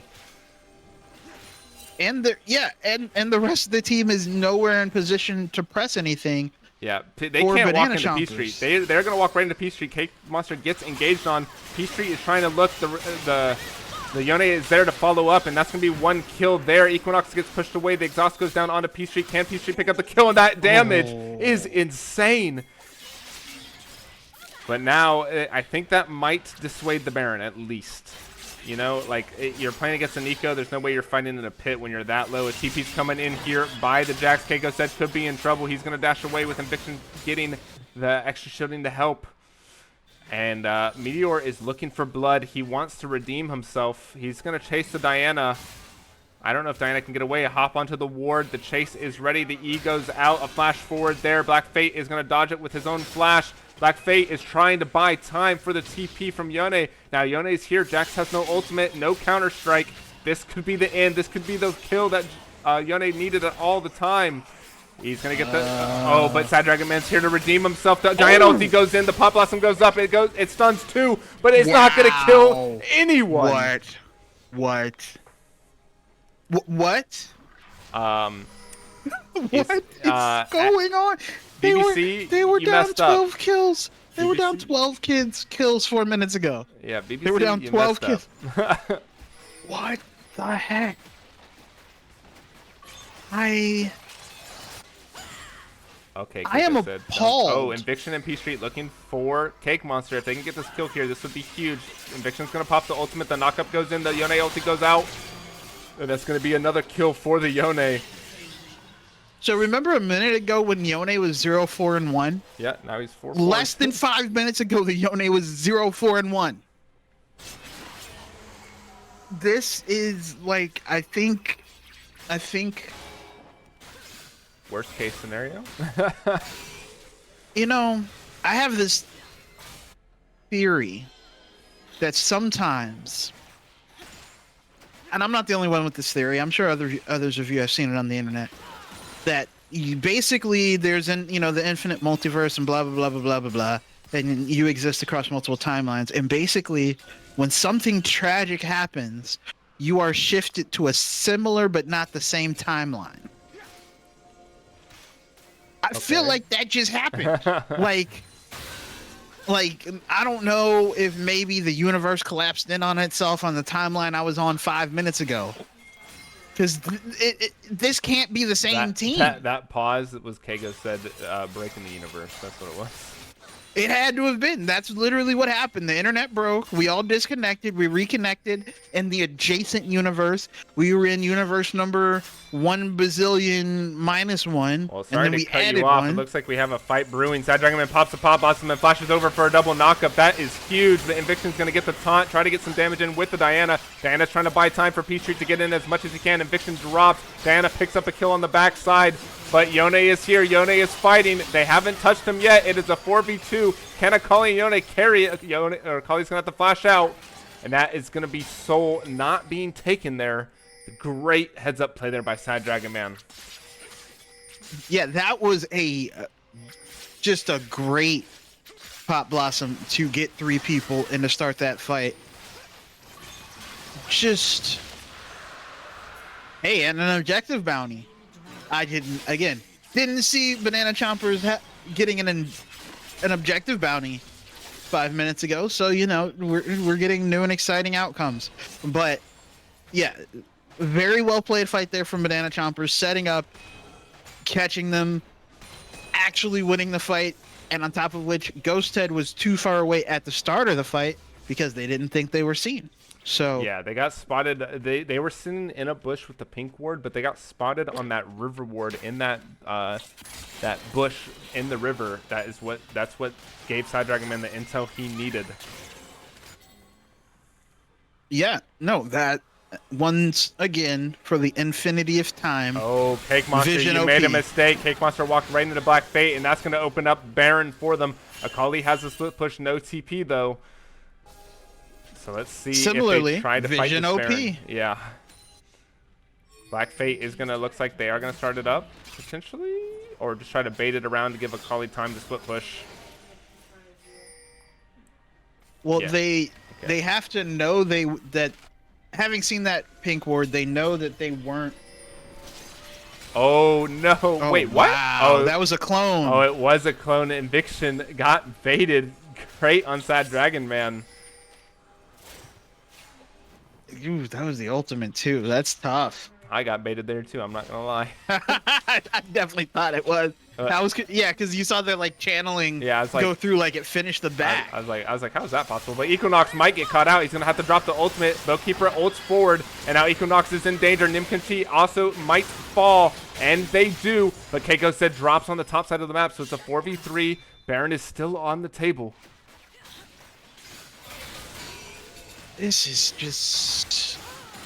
is chaos. Akali It doesn't make any sense. Akali's at 24 stacks. Like I said, we can see 25 and 0, and it's not even that crazy. Does she have? Okay, Oh, almost Bowkeeper has the. trying to get work done. A flash forward by Bowkeeper. He's trying to commit to this kill. This will open up the best chance for Baron because they won't have the Nico surrounding them. Black F8 is going to drop the ultimate to get the kill. Now Cake Monster might just fall. The Vi ulti comes out. Inviction's tanking the tower, but it's not going to be enough. So it's going to be a jungle trade for jungle trade. And Meteor is going to try to chase. He does have the flash, but he's not going to be able to get in range.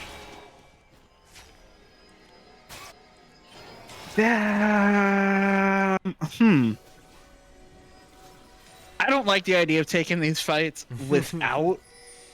I understand that Bowkeeper is also very strong. Black Fate is also very strong. I think picking these fights without your Akali, probably a bad plot. Like, just to make sure it all works out well. Well, in Just their let Akali defense, get there. in their defense, the team fighting comp. Oh, actually, it's not even. Never mind. The team fight comps are basically the same power. You got the Dyna engage, you got the Nico engage, you got the Akali follow up, you got the Jax follow up, you got the Vi follow up, you got the Yone follow up. Everything's basically even, except for who can execute better, and that's what this game is basically come down to. You got Rakan engage, you got the Vi engage. Like, you are very correct that they have basically the same amount of tools, and it's just some of them are slightly different champions that have them. But yeah, I just Oh, a TP coming in from Yone. They might be looking to try to force a fight here. They got to be careful, though. Nico is close by. Baron's going to get dropped down to 9,000, Oh my 8,000, goodness, they're 5,000, melting it so fast. 6,000. Keiko said There's gets the a Yone quadruple ulti. That is huge. Now Kali is here. They get Baron is secured. It's just a Pop Blossom on one. A huge shutdown for the Nico, but is it going to be enough to win the fight? Meteor is being left unchecked. Keiko said has to get away. Boatkeeper is at full. He's trying to free fire. Equinox is finally getting some trades in there, and that's going to him dropping. You can't go back in if you're Bowkeeper. You have to let Ghost Head die, and you back with the Baron.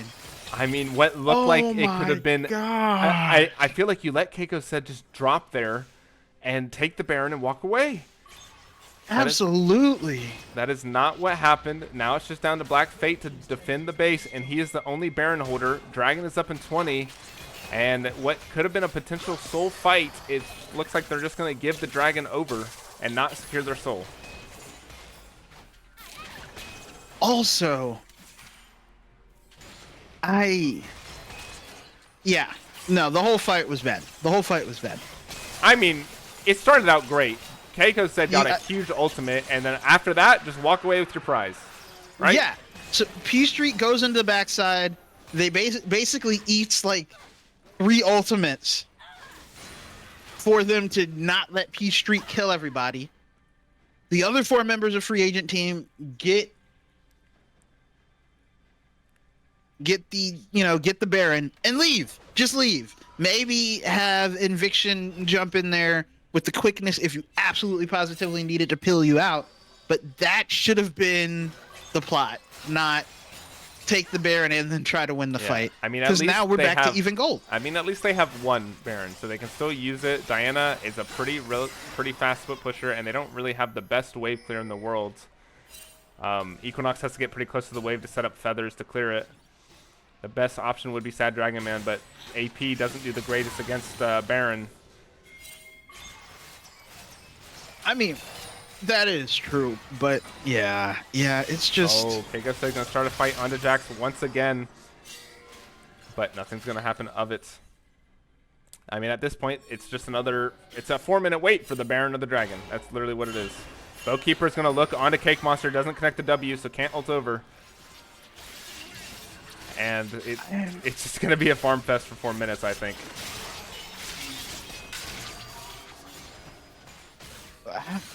yeah. No, you are absolutely, well, at least it should be.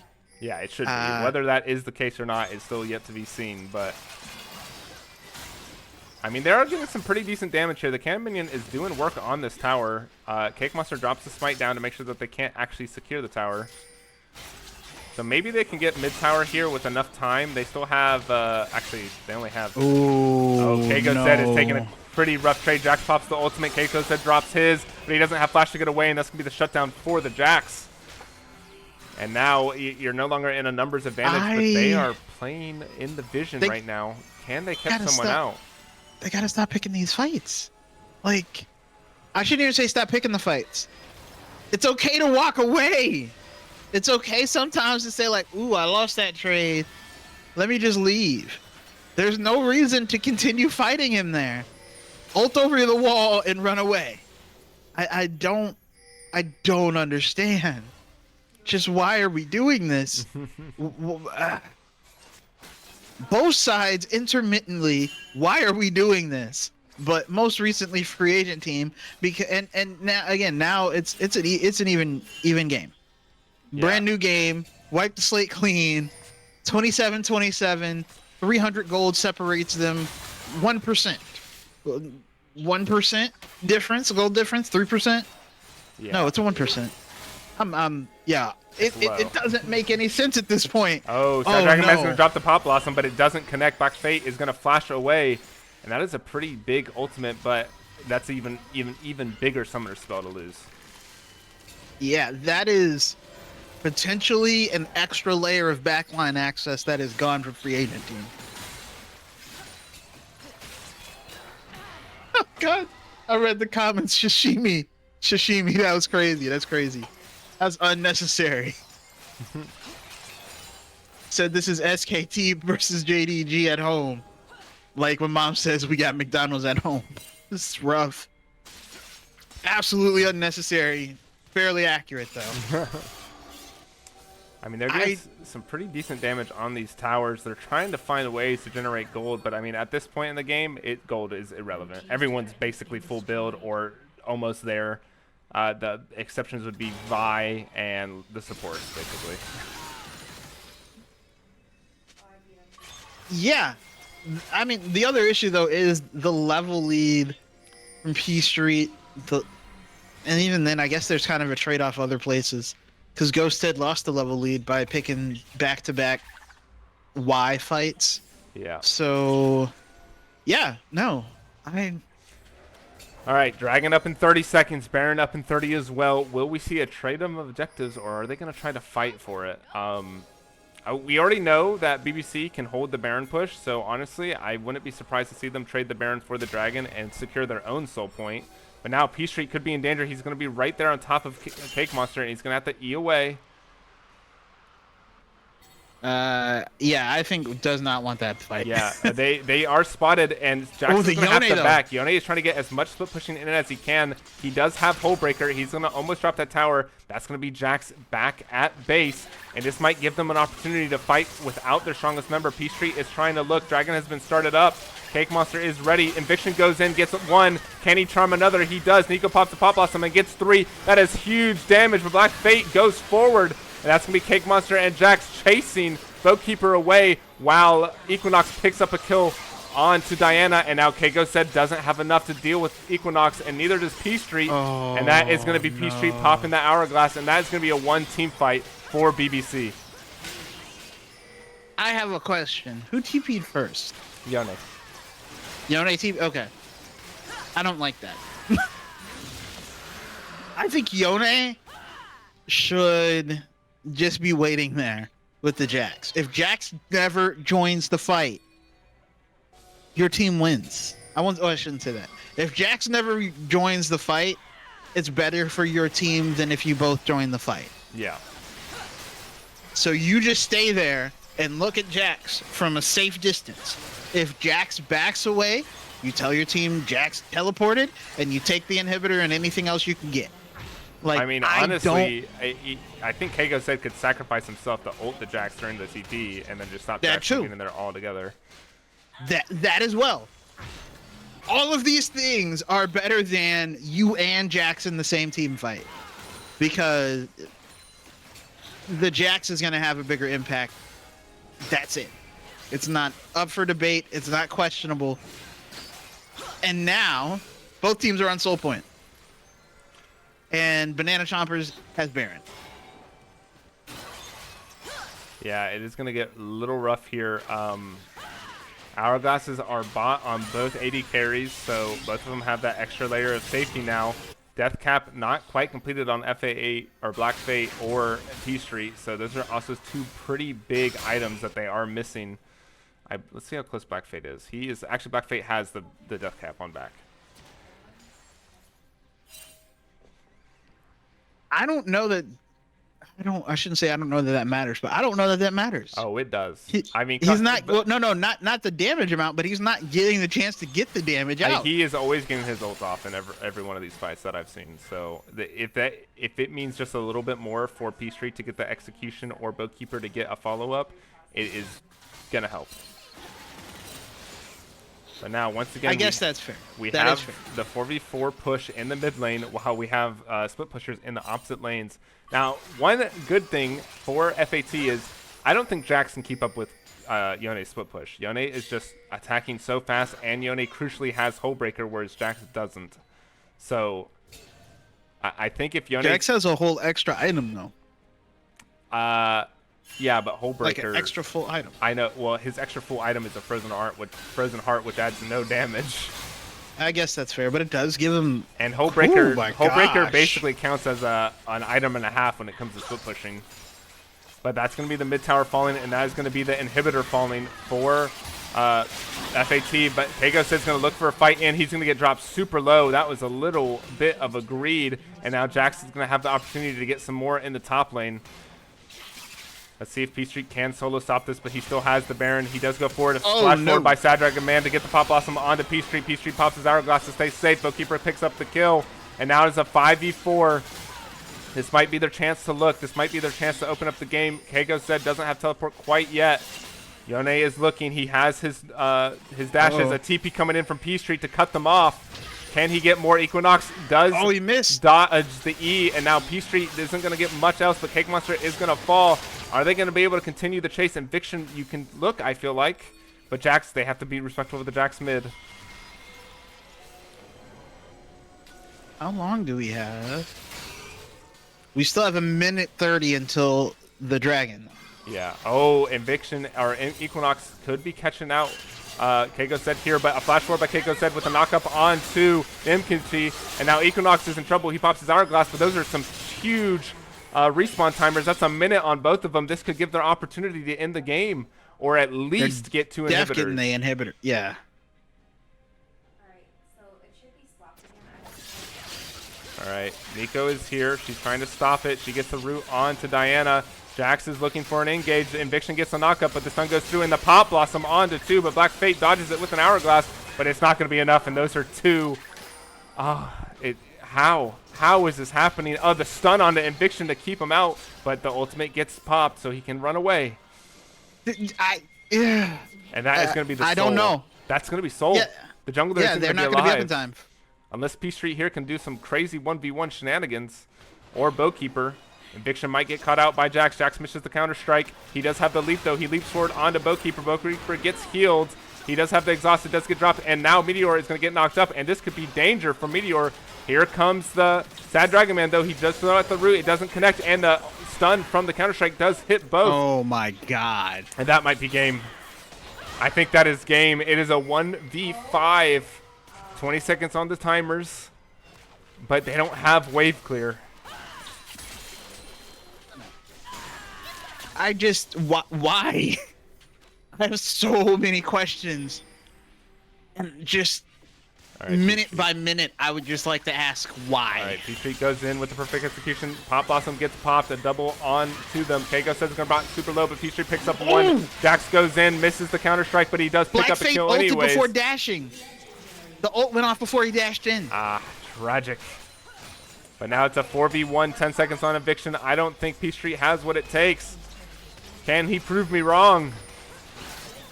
It doesn't look like it. That's going to be game, and we are going to a game 3 between BBC and FAT.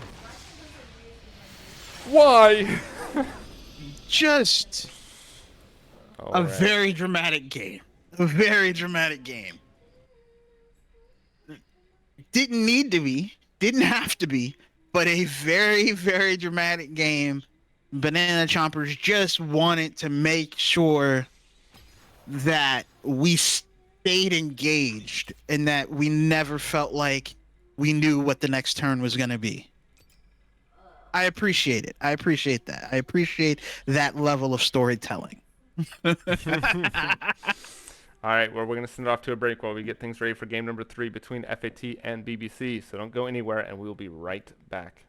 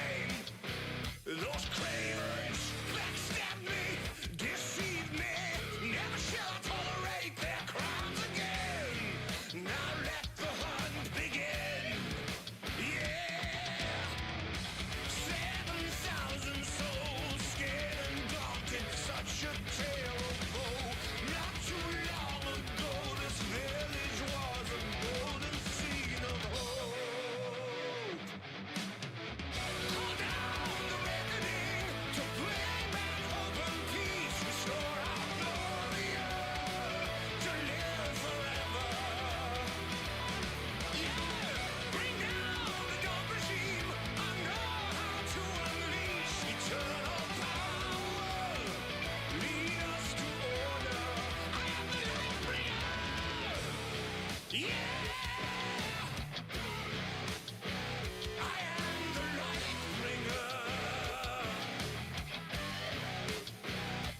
listen, fellow warriors, I ask you, should my campaign come to an end? There's way more to avenge. Oh, 50 million souls live in this realm without much hope. Not too long ago, this kingdom was a golden state of hope.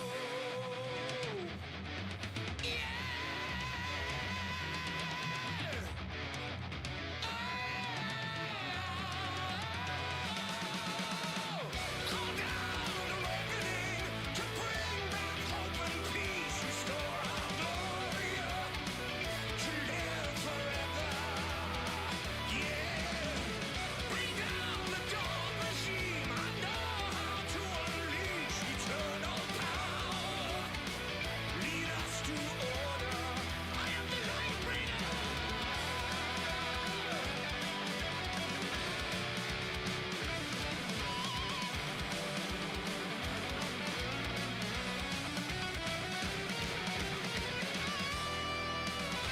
All right, we're loaded into the draft for the final game between BBC and FAT. FAT has opted to take blue side for the final game, and it's the final game of the night. So, what are you thinking, old sad boy? What do you think needs to change? Who do you think's gonna come out on top?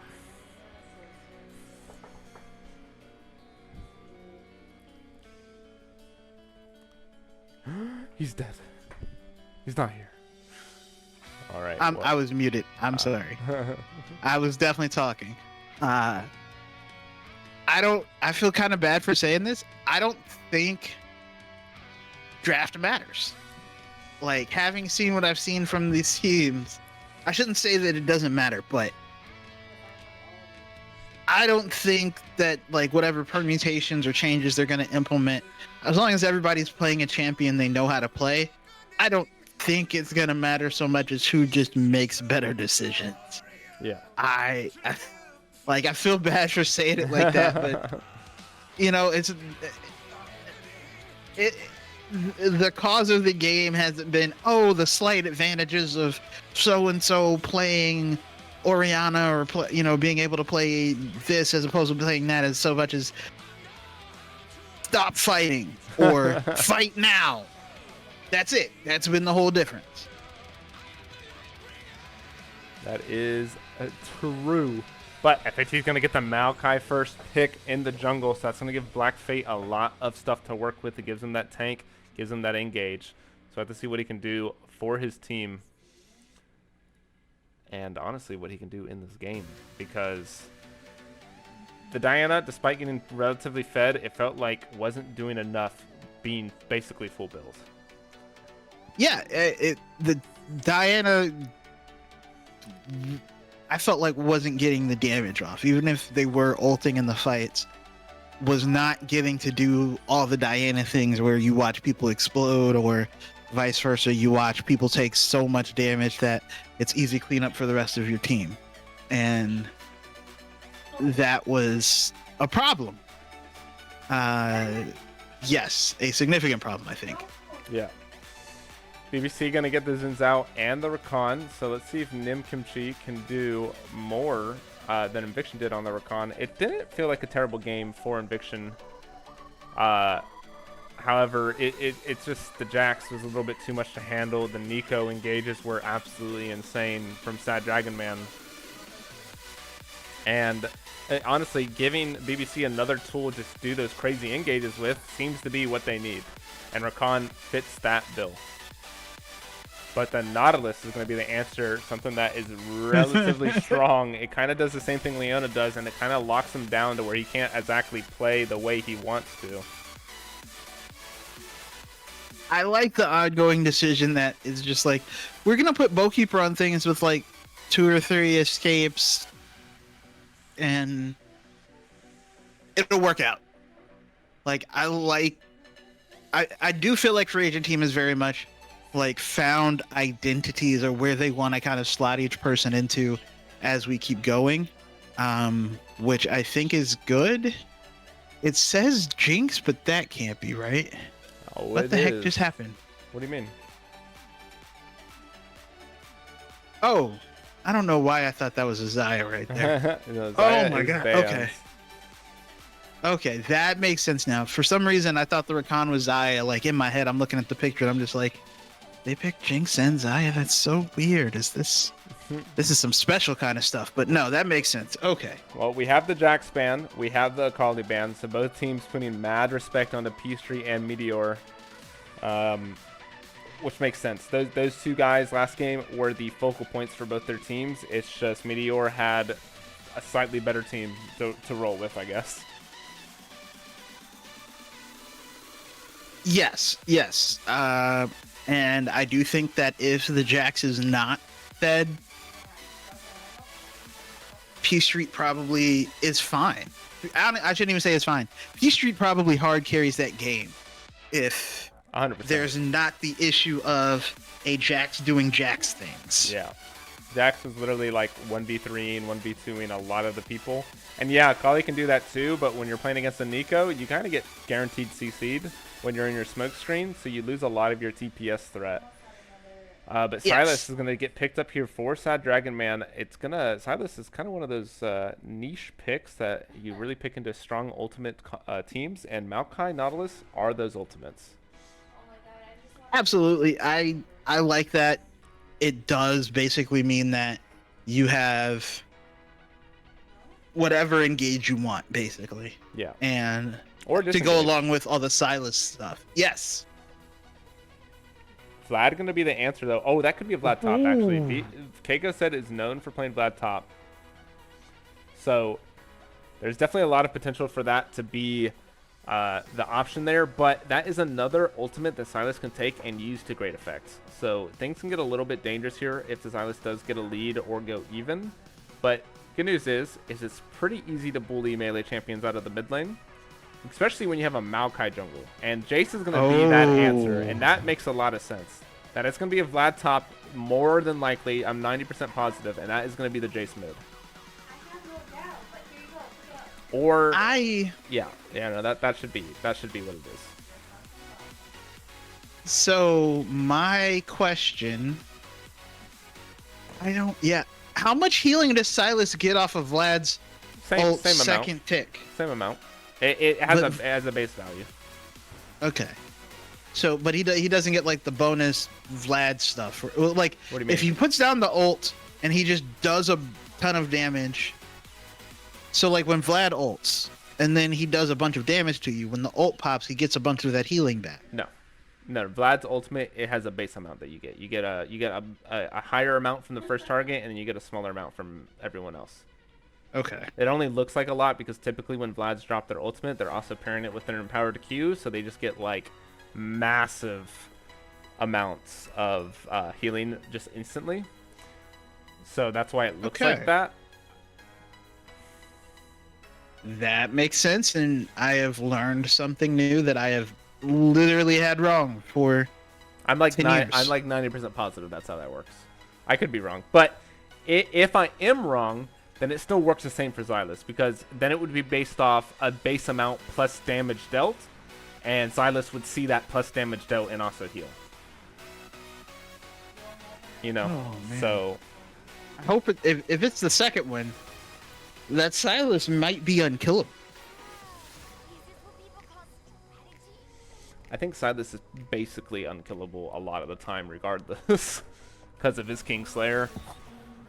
But lucky them, they have the Jace to match the Silas, and I think that's going to be a pretty rough lane for him.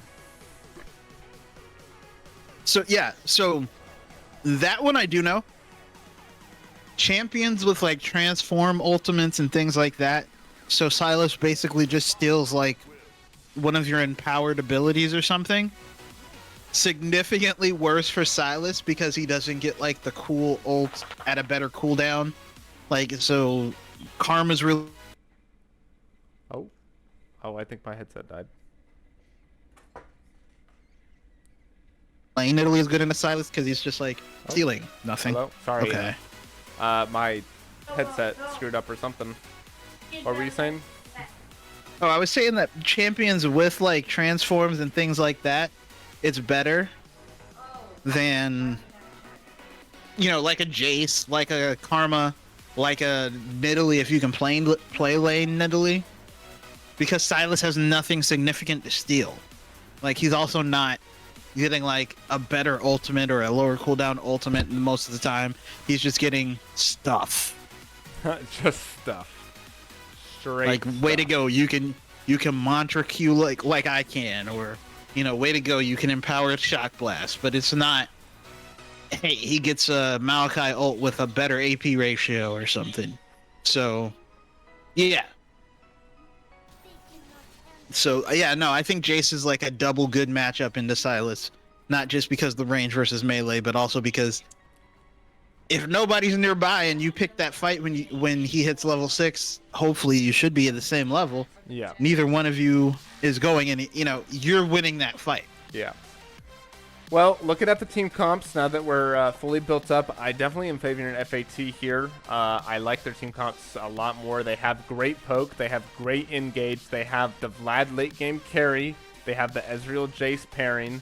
And BBC, they have the Jinx, they have the Silas, but I don't know. I don't think Silas is going to do a lot this game, just because he's going to be put so far behind unless Xin Zhao puts a lot of focus on the mid lane, where Maokai doesn't have to do that. Jace should be safe. He can knock both those champions away with his melee form, and Maokai can put a lot more focus on other parts of his gameplay. So I'm gonna give the edge here to FAT. I agree. I like their comp. I think in an even v even, they should be able to win the team fights. But again, I don't know that that's going to be what decides the games. Yeah, it's gonna be. I really think it's gonna be who makes the less egregious bad decisions. That's gonna be how these games turn out. Who overstays less? Who rotates better? Who picks the less bad fight? Yeah. That sounds even worse. Instead of saying like who picks the best fight, no, who picks the less bad fight. Like, but I think that's really the best way I can figure out how to put it, where it's just like, yes, just do slightly less bad, unsmart decisions than your opponent, and you'll probably win the game. All I mean, right. granted, I guess that's all League of Legends games. Yeah, true. All right, well, we're going to send it off to a break while we load into the Rift for game number 3, the final game of the night between FAT and BBC. We'll be back in 2 minutes, so don't go anywhere.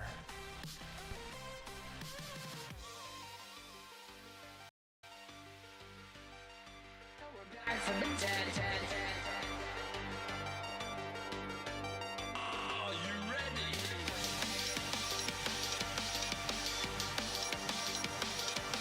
Let's go. Back from the dead.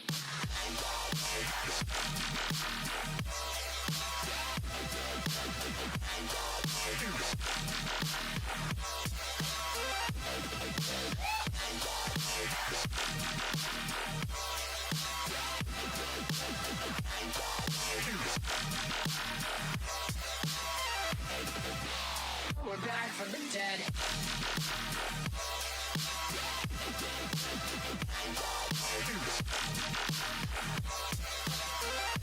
Hell yeah.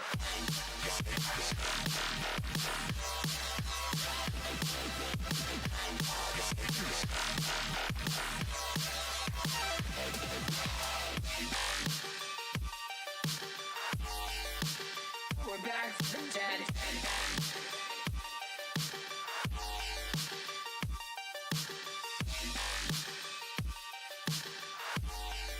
Back from the dead. Back from the dead.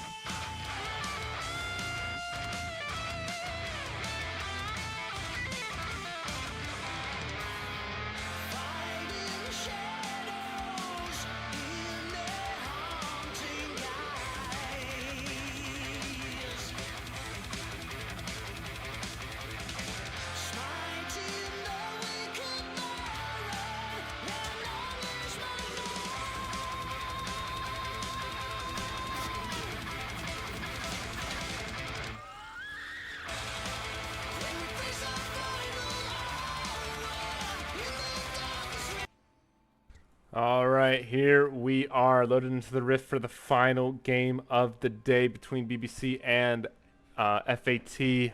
Let's see who wins this series. Old Sad Boy, are you ready? Yes. All right, 3, 2, 1, 11, 12, 13. Yep. All right, let's see what happens. Got some pings going out already. Let's see if Nautilus looks for an invade. I wouldn't be surprised to see it. Or not. Looks like they're stacking kind of...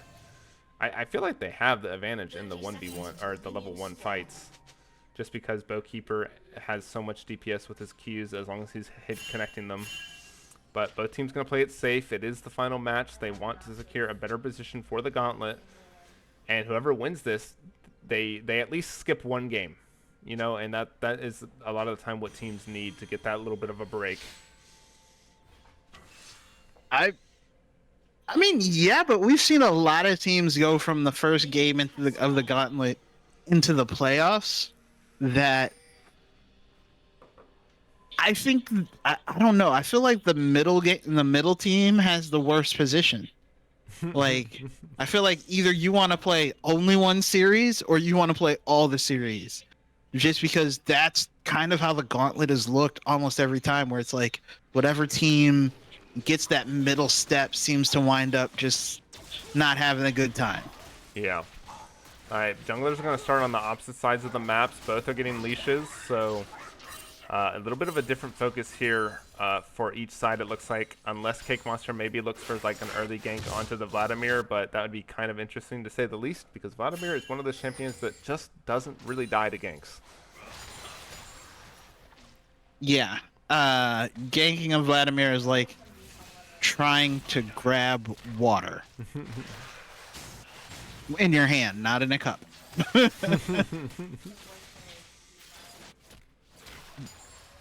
In fact, that is basically what it is, down to the fact that we call that ability his pool. Yeah. Well, Meteor does get the level advantage, so he's going to look for some aggressive trading with his QE. And a hook goes out onto Equinox, and that's going to push Equinox away while Nimkimchi tries to push the Bowkeeper away. And Inviction's going to take a little bit of a rough trade there on that hook. Not the best follow-up from Ezreal right now. He doesn't have his items. He doesn't really have his damage. Yeah, and Kimchi, of course, did a fantastic job basically knocking up the Ezreal, standing between the Ezreal and Jinx. So Ezreal just could not get any damage back on anybody who mattered. And then got the... Cake Monster looking with his... Or not with his flash, but with that Dragon Man's flash. And that's going to get Peace Street's flash down as well. So, Summoner Spell trade in the mid lane. How much does that even up? Peace Street is already up a chunk of gold. Yeah, 10 CS, and honestly, it's just going to keep growing. Like, I'm trying to count the wave, but... No, he's up like a whole wave. Most of a wave, at least. Yeah, 5 minions. That's tough. Already? 5 minions out of 20 is tough. That is not a... If you are correct, and I imagine you are, very nice. Equinox. Equinox is going to pop the ghost, and is going to get ignited. And exhaust goes down, so one summoner 4-2 in the bot side. Luckily, both flashes are up, but things are going to get dangerous for this Jinx if she doesn't start dodging those hooks. And that is going to be Keiko said using his pool to dodge the W from set. And now a potential dive is going to break out here, but Cake Monster has the flank on this bot side. Inviction could be in trouble. He does have flash, gets a huge flash over the wall. That was pretty well placed. I see a lot of people mess that up. And now the hook onto Cake Monster. Cake Monster could be in danger. He misses another W. Kimchi's trying to block as many Qs as he can, while Meteor tries to get some damage onto Keiko Zed, but now he could be in trouble. I believe he has his W up, though. Ignite goes down, the W goes out, and that is going to be first blood for the Vladimir. Did cost them 3 summoners up there, though. Hey, that's okay. Probably. Is Bowkeeper going to stop? Bowkeeper stops Cake Monster's back again. Oh. and gets a chunk more damage on top of it all. So it's not like he's gonna turn it around.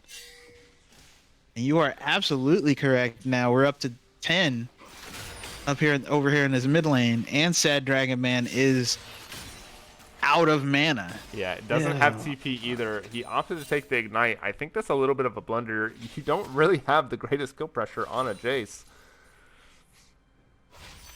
So that means more and more of the CS is just going to fall. And P Street has teleport. He has no fear right now. Even if he takes a bad trade, it doesn't matter. He will always get back to that lane faster. On the other side, Meteor was able to... Is it supposed to be Meteor, maybe? I'm just saying Meteor, bro. Fair enough. But is able to get that tower pushed in with his own teleport, because Ghost Head did take the Ghost Head and the Ignite. But yeah, I don't think this goes well for Set. Like, now that I'm looking at it, doesn't. Keiko said has the ultimate, and he's gonna get so much damage down. He's just gonna wait out that W passive timer. He should be able to just drop ult and secure a kill, I think. But it doesn't look like he's gonna do it yet. He wants to. Oh, there it goes. The ulti gets dropped, and that's gonna be another kill for the Vladimir. And things are looking bad in the top side. and I don't know. I guess with no ultimate, Cake Monster can feel medium safe, but Yeah, I mean, look at that damage already. yeah, no, I don't even, like I said, I don't know if you can feel medium safe. Like, this is already a problem 6 minutes into the game. The Vladimir is Vladimir. Yeah, Vladimir honestly could possibly 2v1 this. Keiko said is going to be dropped super low. Or sorry, Cake Monster. Now Keiko said is going to have to run away. The ultimate from the set goes out. So that is going to be a kill finally for the set. But that's going to cost his flash, and that's going to leave him open for some potential threats from Maokai. I mean, yes, but you got you take it. Especially Ghost Dad did not get the kill onto Cake Monster. You're happy with that 450 shutdown on your set at that point. Yeah, Hex flash out from the Nautilus. The hook doesn't connect. Now Sad Dragon Man's looking for a fight onto P Street. P Street's just going to kick him away, get his cannon. And he still has TP, and he's up almost 30 CS. And now Maokai looking for his own 1v1 against the set. Set just cannot be left alone in this lane, it seems. Yeah, already taken a couple plates. Probably would have taken another one if... Ooh, that was close. But yeah, probably would have taken another one if Maokai had not been there. That said, still... Oh, it does have the Merc Treads now. Still would be afraid of Vladimir. Yeah, That's just me. Yeah, I would still be as well. It's not like Merc Treads is really stopping any CC from the Vlad, because Vlad doesn't have any, so it's only 25 MR. It's basically just a null magic mentor.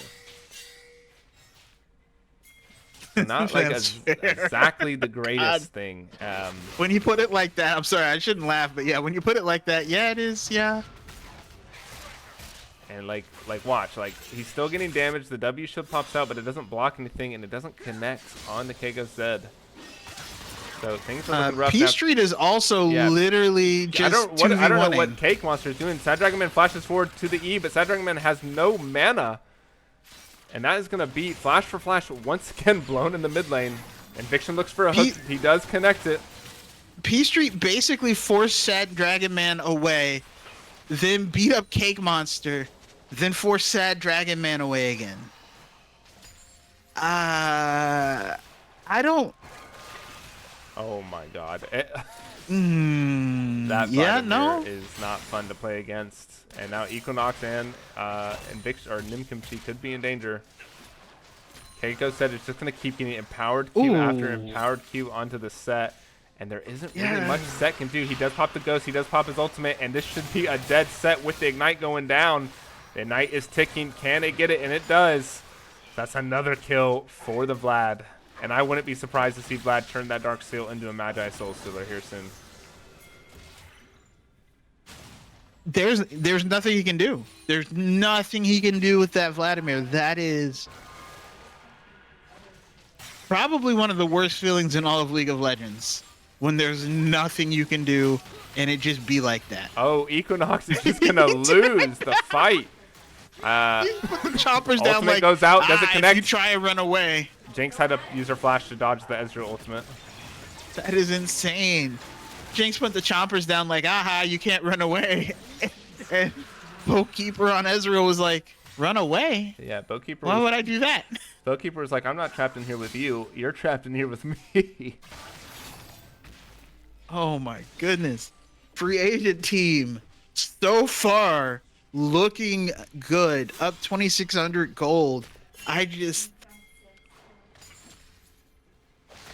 All they have to do. Yeah, now at this point. Silas could be in trouble. He does get rooted. He does get knocked back, and now Sad Dragon gets Man double knocked might back. die. He does. Peachtree picks up one, and no trade in return.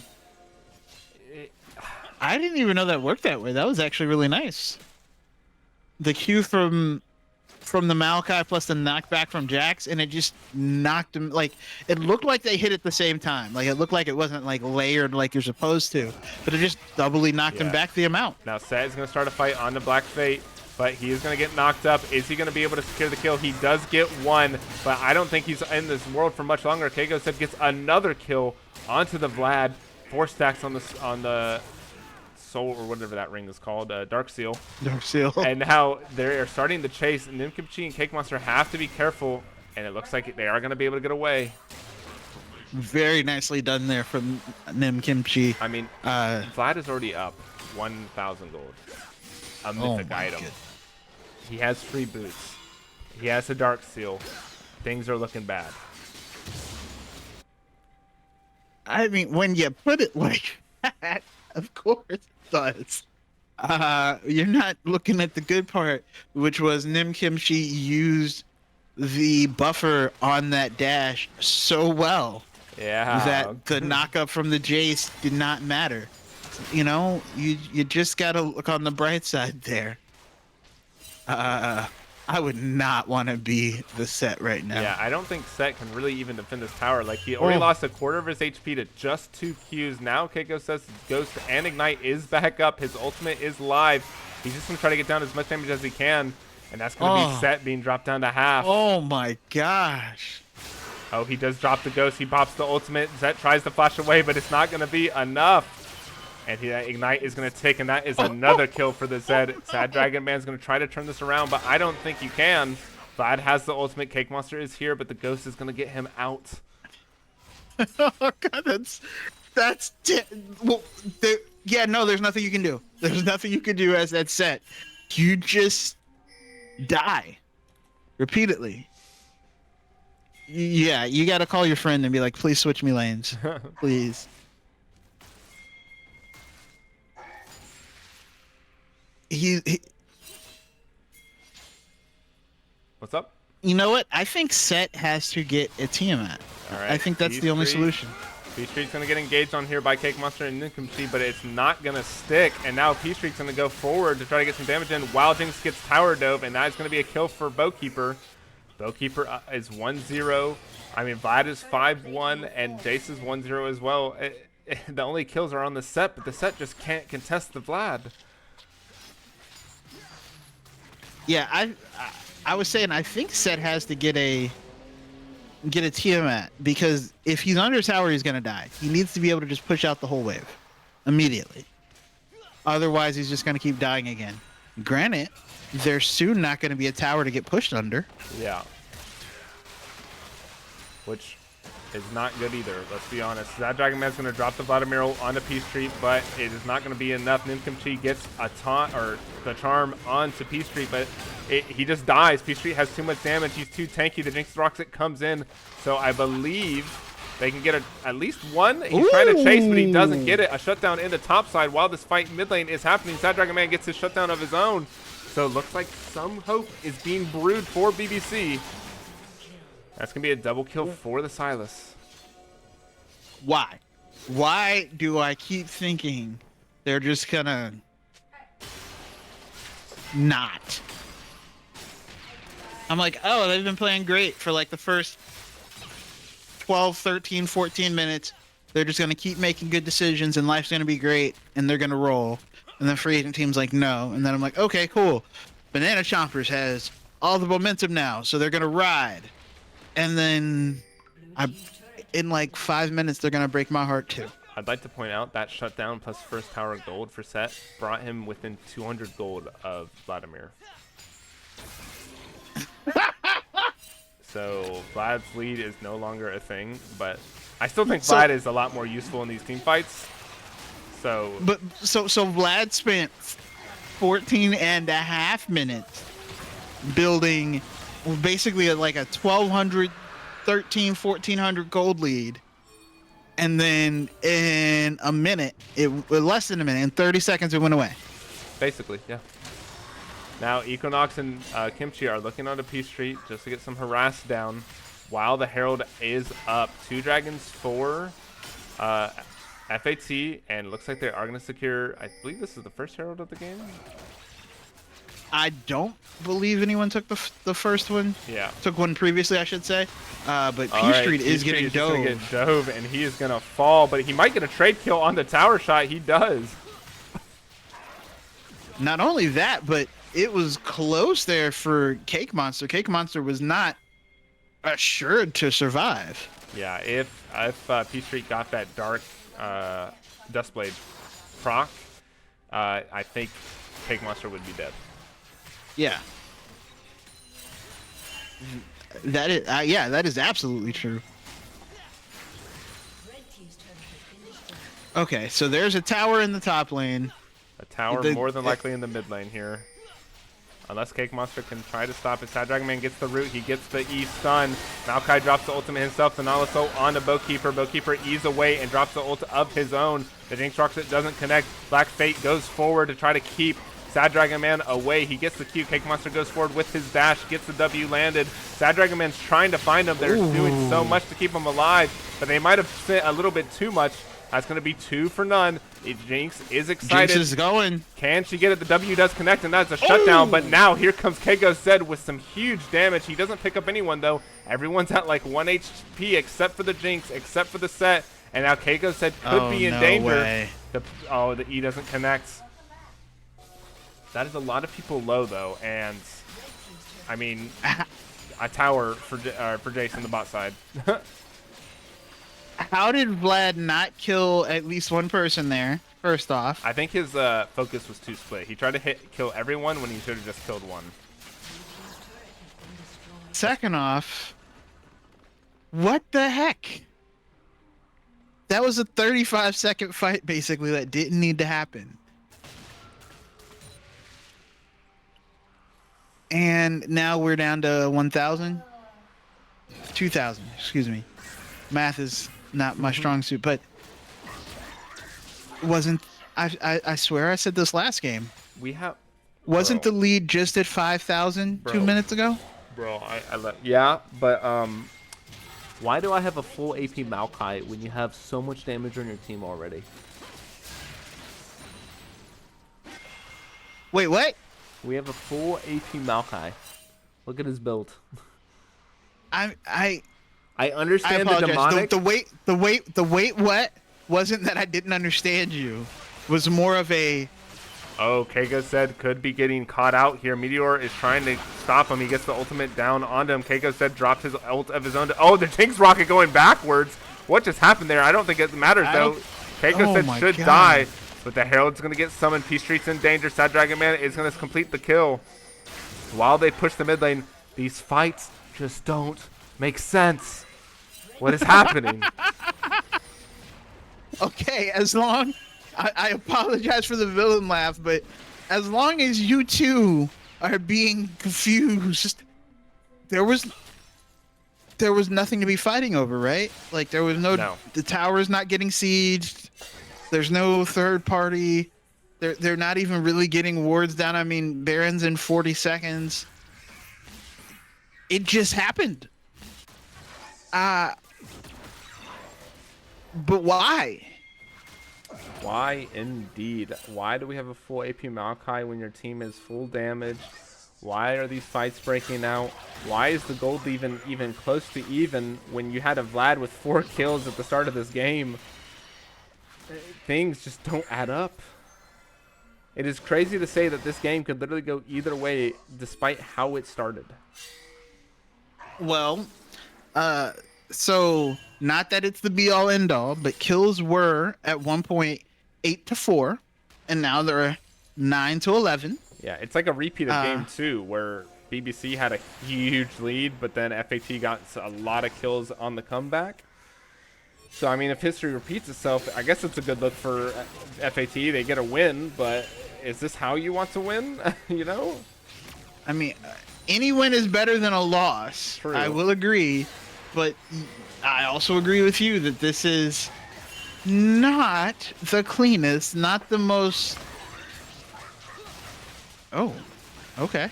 All right, that is going to be the third Dragon Soul point for FAT. And it is a Cloud Soul, which is really good for Vladimir, Maokai, Jace, and Nautilus, to be honest. And I guess Ezreal, too. And this was the soul last game as well. So is this going to be another one team gets 3 dragons and then the other team gets 3 dragons and then we see what happens? There is that potential. There is that potential. Bookkeeper might get caught out because he eased towards his team. Oh, nice dodge. That's going to be a lot of damage onto Sad Dragon Man. They put some pings on the Baron, but it doesn't look like they are going to actually commit to it. So,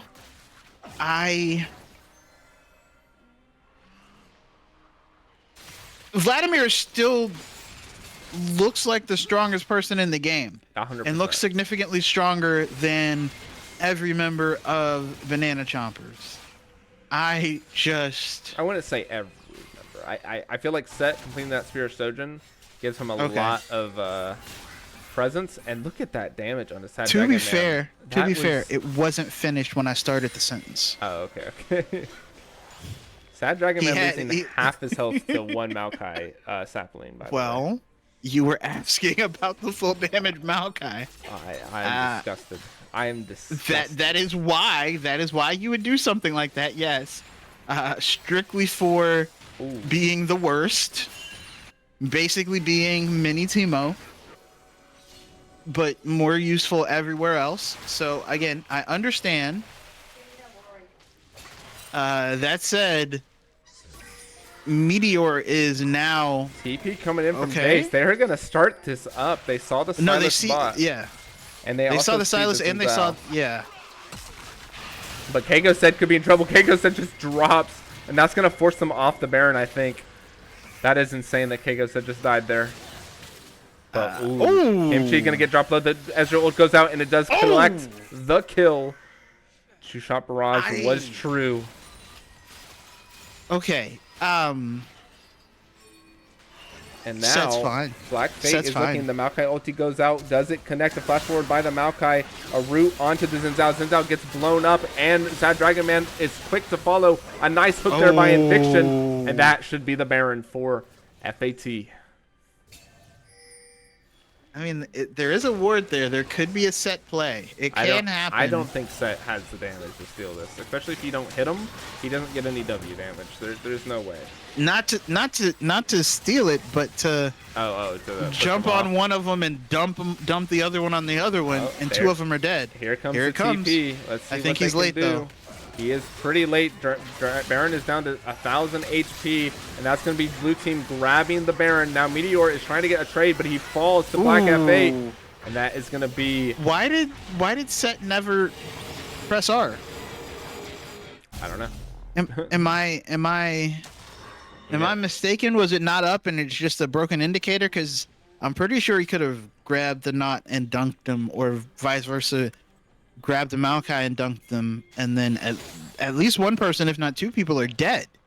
Maybe I don't understand how that works, because I thought it was a point and click. I thought it was I press R while hovering over somebody, and then they go in the direction. Right? Yeah, but it just, pressure's high maybe. Pressure does bust pipes. I have heard this. All right, well, Soul is going to be spawning in 1 minute for FAT. Let's see if BBC can contest. There's a lot that they have to work against. And I mean, that's just half of his Oh. health. That's just half of his health gone. The Ezreal continues to just be a problem. Yeah. Bowkeeper said, Zerathai, who? Zerathai, what? I play Ezreal. Oh, Okay, and here we let's go. see. The 1v1 for Keiko Zed. Keiko Zed does secure the kill while the bot inhibitor tower does fall. So this will be his first inhibitor of the game. And they could look for more, to be honest. They actually, no, they go set up for the soul, surely. I would think so, but I don't want to project at this point what I think people are going to do. There is already no rocket. Jinx missed the rocket, so Vlad should be okay. They're not. They're not. Oh, Eviction's looking for the hook. It does connect, and now Cake Monster is in danger. He does fall to P Street. Okay, And that's fine then. This should be a mid inhibitor tower falling, maybe the mid inhibitor. It is a 4v5. Another hook goes out, doesn't connect, but Meteor is going to be dropped down to a quarter HP. And that will be the second inhibitor, and they're just going to 3 inhibitor these guys with their Baron. Cake Monster's down for 20 seconds. They can't fight 4v5. Look at the poke coming out from P Street, the poke coming out from Bowkeeper. Sad Dragon Man's going to drop the Maokai ulti, but Maokai ults in response. So both teams get rooted up. Sad Dragon Man finds Inviction while Meteor looks for Black Fate. They are going to drop a kill onto Inviction. Jinx is excited. They are going to pick up a second. Jinx has the double, but here comes the Vlad. He is low, though. Equinox dodges the damage, but P Street and Bowkeeper still untouched. And now Cake Monster is alive. They could end the... Oh, okay. Cake Monster is up now. Yeah. Oh, It's still... Oh, the Jinx ow! ultimate does secure the kill, and that's going to be an ace for BBC. You But can't be kidding me. at the And they don't cost- get the soul. And that is at the cost of all their inhibitors and a Nexus tower. Okay. I'm gonna... maybe. 'Cause I don't think there's they a might not maybe. get soul. I don't think there's a maybe. I don't think it matters about the soul. 3 inhibitors down at this state in the game. There's so much poke for FAT. I want to believe. But I've been hurt so much tonight that I feel like the second I'm like, okay, yeah, that's easy, they're going to make it hard. All right. Like, they have just broken my trust at such a level. I don't think they'll end the game until I see that Nexus explode. Jace is TPing in the top side. Dragon has been secured. Black Fate flashes forward to try to steal it, but it wasn't enough. Now Equinox and Nimkimchi are going to be trying to fight for their life. They got to pick up these kills fast. Jace is going to be fought in the top side. He can't win that 2v2.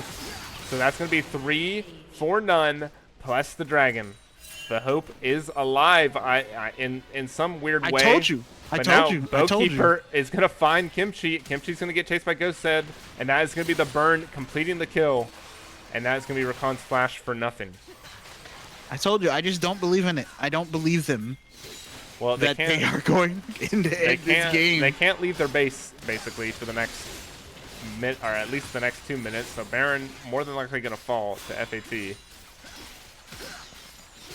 I mean, yes, they can't leave their base. They just fought off, stole the dragon, won a weirdly sided fight because free agent team overstayed to begin with. If they get this inhibitor or this Nexus tower, maybe I'll start to believe. All right, Equinox taking some pretty decent poke. Meteor flashes forward to get onto Bowkeeper. Bowkeeper does the same, but he's not going to be enough to get away. Meteor finds one. Keiko Said is going to get dropped super low. His healing isn't enough. That's going to be another 2 kills for BBC. I don't know what FAT is doing. They just need to wait for the objectives. Fight as 5. They haven't fought as 5 for like the last 4 minutes.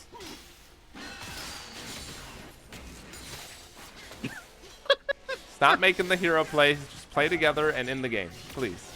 I told you. I don't. This is why I just can't believe right now. This is literally NA at Worlds, free agent team at closing this series. I don't believe you. Kimchi's looks gonna good get right now, hooked but by I don't believe Eviction. you. That's going to be 1 kill for them. The ult goes down onto Cake Monster, but they're not going to commit. Sad Dragon Man almost dying to just one of the saplings, and now Eviction is in danger. The Maokai ult goes out. P-Street's looking for more. He picks up another, but Equinox is excited, and that's going to be Black Fate dropping. The Jinx is huge, first of all. The burn is going to stop her from backing, but Meteor is holding those waves. And there's 2 members down on free agent team. The inhibitors are going to start coming up. Yeah, and I mean, Equinox... They held this one tower Equinox is up at 2K. 1 point 100 gold. Equinox is up 2K with just based off how much farm she's been grabbing off of these triple inhibitors. Baron's going to be started by Boatkeeper and Keiko said they don't know that they're here. So this should be Baron falling unless Jinx does a miracle rocket, but it would be kind of an interesting one. It would have to be blinds. Baron's going to be dropped down. I don't think the rocket's the going rocket, out. It's not. It doesn't connect. Oh, wow. And that's going to be a Baron for FAT. If he had been closer, she steals that. Just that, or if so the second inhibitor, or if it hit Vlad, it would have stolen it. The second inhibitor's back up. I think all 3. Why would you do the Baron without your jungler if you know they can't really leave their base? At least they got it. At least they got it. They did get it. And now all 5 members did they get it on everybody or just 2? Yes, everybody was up when it died. Okay. The Jinx has just been fed like 6 kills recently. Meteor might be in a little bit of an interesting position. It's going to be the set ulti goes in. The W doesn't connect though. And that is going to be 1 kill for FAT. Cake Monster is Why chasing are they P fighting this without the Jinx? P-Street is trying. Jinx is coming in late, but she did get excited, it looks like. Or no, she just popped her ghost. Now she's excited. Cake Monster falls. And now Eviction's going to get chased away. Jinx is going so fast. But here comes Keiko said. He gets a huge ultimate. Can he complete the kill onto Jinx? It doesn't look like he can. But Jinx can't kill him either. But Jinx has the Bloodthirster healing just as much. And that's... Four Barons gone. Yeah, that's 4 Barons gone and all their inhibitors up. Jinx might just be able to carry this. No. So remember when you told me there's no way, and I said I don't believe. I mean, the goal here we is are. Even. Yeah, Jinx is. Here we are. Basically full build. This is just. Oh no.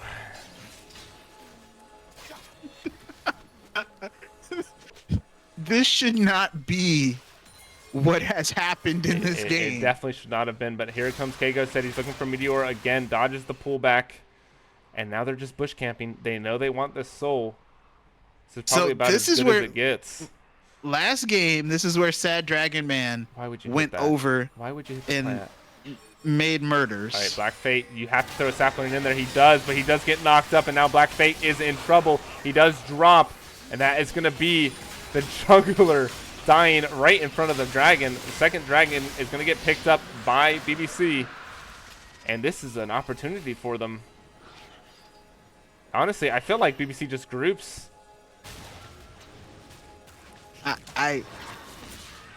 You would think, but not going to. Nope, you're not tricking me that way either. I think BBC's full build here. Yep, full build, has the full maw. It's going to be really hard for Vladimir to actually complete the kill onto her. And it doesn't seem like anyone on FAT can actually get to the Jinx. Oh, no, you are absolutely correct. The only way to get to the Jinx is Jinx walks past you trying to kill somebody else. I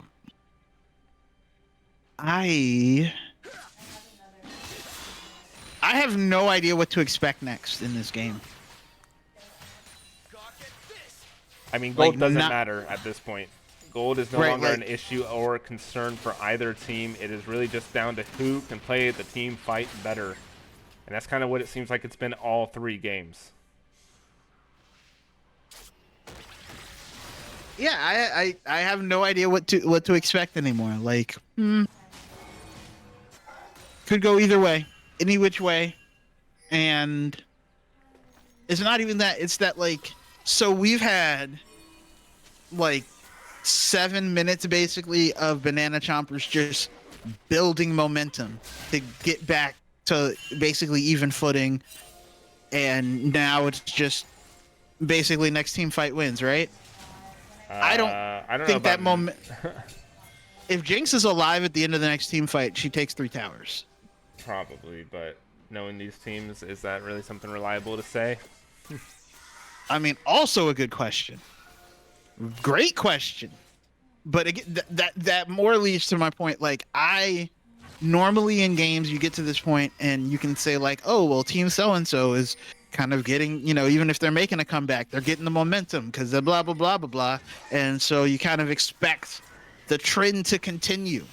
I don't. These games have been so seesaw that I don't expect the trend to continue, but I also don't know when and or if it's going to change. It doesn't make sense. I just need some clarity. All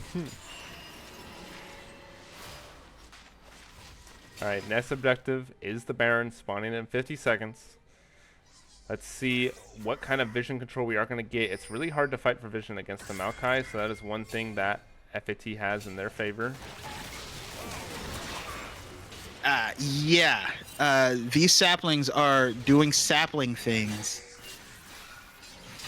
Yeah. Oh, and now we have a fight breaking out on a Boatkeeper. Boatkeeper gets Nautilus ulted by Silas, and Silas is looking for more. He does get the root on the Inviction. Jinx is trying to get excited. Jinx needs to get an assist here. The Maokai ult on the backside here. 1 kill for BBC. Maokai is looking for some kind of damage. A shutdown for Boatkeeper. Now here comes Vlad. He's coming in with an ultimate. He hits 3 with the ult, but gets pulled away by the set. Is it going to be enough to win the team fight? Jinx gets decided on 1. Now here comes Vlad trying to get more damage in, but Jinx has been untouched. But a huge poke there from the Jace. So it's going to be a 3 for 2 in favor of FAT. Yeah, they maybe do enough. They definitely do enough to dissuade the Baron. And the game probably doesn't end quite yet. That said, a TB coming in from the Jace. So it's going to be a 2v1. They are going to try to end it. I have to feel like that is the case. I don't know why Cake Monster hasn't back yet. You need to be at full HP. Equinox gets exhausted by Boatkeeper. Boatkeeper drops the ultimate, and he's going to get so much damage. And Boatkeeper is going to basically carry the game by taking out the Jinx there. And that will be the game. I don't think Sadra... Wait, why are you guys... Push! No! Stop it! God dang it! There's no way. There's no way. There's no way. There's no reason. And here we are. Here we are. This just gives... Sad Dragon Man is... He's got to get the kill. He's going to be here for another 3 minutes. How? It is a 3v2. You just killed the You just killed the biggest problem on the enemy team, and you don't try to end. No. All right. Well, here comes. And the tower. The tower is still only at a 3rd health. Yeah. No. No. Let's see. This should be Soul finally for FAT.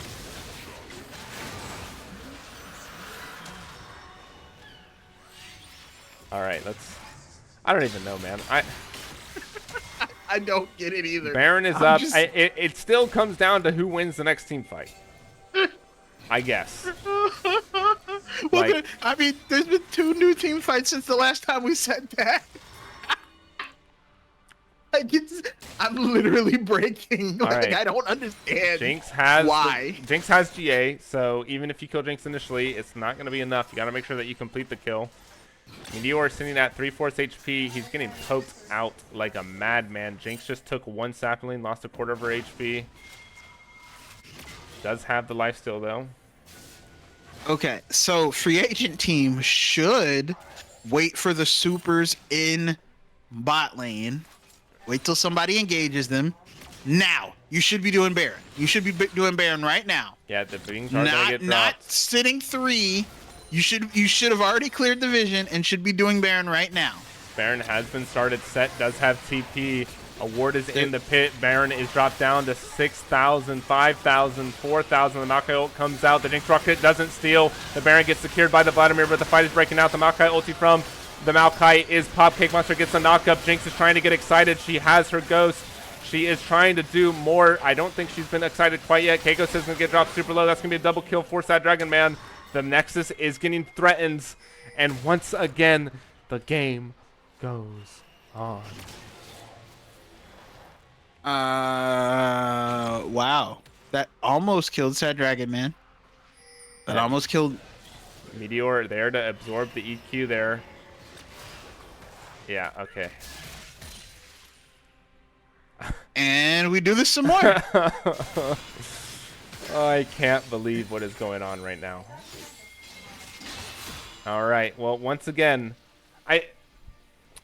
is it going to come down to a soul fight? No, or not soul fight, an elder fight potentially? Yes. Yes. I hope not, because that's 4 minutes away. Jinx still has GA. I don't know how everyone's not full build at this point. Everyone has 15,000 gold or more except for the supports. You're asking great questions. All right, let's see what happens. We do have Sad Dragon Man chilling in a bush, trying to potentially get a pick here. Maokai's going to walk up. He does spot him with the red trinket. Sapling goes out. Jinx now has Ghost this fight, so she's going to be a lot faster. Maybe can get excited a little bit easier. Why are you even there? Like, why are they that far out? There's no reason to be that far out. There's no objective. You only run the risk of losing the game by being there. It's the bush Wookiee. But right. what? pressure onto the top inhibitor here by FAT. Jinx doesn't have flash quite yet. Sad Dragon Man gets the Maokai ulti. Let's see. I mean, they're going to be able to clear long enough, especially with the Jinx right now. Oh my god, Cake Monster, you just lost half your HP to 1 EQ. There was a sapling as well. In all fairness, there was also a sapling. Sad Dragon Man pops the Maokai ultimate. Vladimir is on the flank. They don't connect onto anyone though, so they're just going to have to pull back and wait once again. They have a pretty big wave pressuring the bot side. But they are delaying this. Like, the inhibitors are going to come up in a second. Yeah, they are going to be up. P-Street's trying to get some poke on the Equinox, but it doesn't connect. And this is going to be pressure onto that top inhibitor. So the top inhibitor more than likely going to fall. Sad Dragon Man gets the Nautilus Soul onto Boatkeeper. The Jinx ulti goes in. She does have Ghost. The engage has started. Maokai drops his ultimate, but it's not going to be enough. Sad Dragon Man is going to be brought super low. Equinox still untouched, though. Keiko said falls to the Jinx. Jinx is excited. They have won the team fight. Can they win the game, though? And Vixen gets slowed by Equinox. She's trying to do as much as she can. She still has GA. Nim Kimchi is going to be brought super low. Cake Monster is here, though. Doesn't connect the W, but gets the dash forward. But he gets hooked, and he's going to fall. And now it is just down to Jinx. Once again, Jinx, can you win it? Boatkeeper eats forward like a madman. A flash by Equinox. He is excited. Can she get the chase? Can Boatkeeper get away? She has vision. But Boatkeeper lives. Once again, I can't, bro. There's no reason. Jinx ulti goes out. I don't think that's enough to kill. It does connect, but only a quarter of his HP. And Elder is up in 1 minute. They are going to have all the priority in the world here. They don't have any pressure from the top wave right now. They have time. On top of which, they will have the teleport for Meteor. We're just going to do this some more. I have to believe whoever wins the fight, not the fight before Elder, the fight after Elder. That's got to be the team, right? That's what you think. Like, there's no way if you win the fight after Elder that you lose the game, right? Yeah, Sad Dragon Man has the Maokai ultimate. Dragon spawning in 20. Top wave is at the midpoint, so that gives them about a minute before it actually crashes into their base. So they have a very short window to make this work. That poke is going in. The Maokai ult gets dropped. They're just going to run away. The reverse Maokai ult is going to connect onto Jinx and onto Rakan. Rakan could be in danger. Rakan is at a quarter HP. This is looking pretty bad for BBC. Sad Dragon Man's going to get engaged on. Boatkeeper's going to pick up one while the Zinzao pushes them back into there. Jinx is still untouched, though. Can she get excited? She's excited once. She gets dropped down to half HP because of Bowkeeper, and Jinx has fallen. The GA has been procced. I don't think she can get away from this. Wow, Meteor chases Infiction away, and that should be the game. That should be the series. why are you chasing the support, though? It doesn't matter. It doesn't matter. It's the game. I understand it doesn't matter, but like, okay, if you don't chase the support all the way off frame, and like once you get people out, you turn around and protect your Jinx. I don't know, man. You might. Go. Oh my God. Free agent team pulls it out. I can't believe they did it. They actually did it. They All right. pulled it off. Well, I don't have time for an MVP interview, but we will name an MVP nonetheless. So who are you going to give it to? I think it's Bowkeeper. I think it's P Street. Those are Both of them played very well. They both their poke was hugely required for both their victories. I'll give it to Bowkeeper. Bowkeeper had some pretty clutch plays. He got a lot of 1v1s on the Jinx, and Jinx was really the only issue. So we'll give it to Bowkeeper here. But congratulations to FAT for winning the series and securing their number 6 slot for the Gauntlet. Yeah, World's Finals in 3 hours. Yeah. It won't be this exciting. There's no way. There's no way that those pro teams will give you this much drama. Yeah. Just sorry, guys. All right. Well, thank you for everyone for joining us today and giving BTL all the support that you give. Thank you, Old Sad Boy, for joining me on the Casters booth today. And congratulations once again to FAT for their victory over BBC. We have, I believe, one series tomorrow. Elysium Terra versus LRE. So be ready for that. And then on Monday, we have Maria's Dungeon versus Spectre Gaming. But once again, thank you for everything, and we will see you guys tomorrow.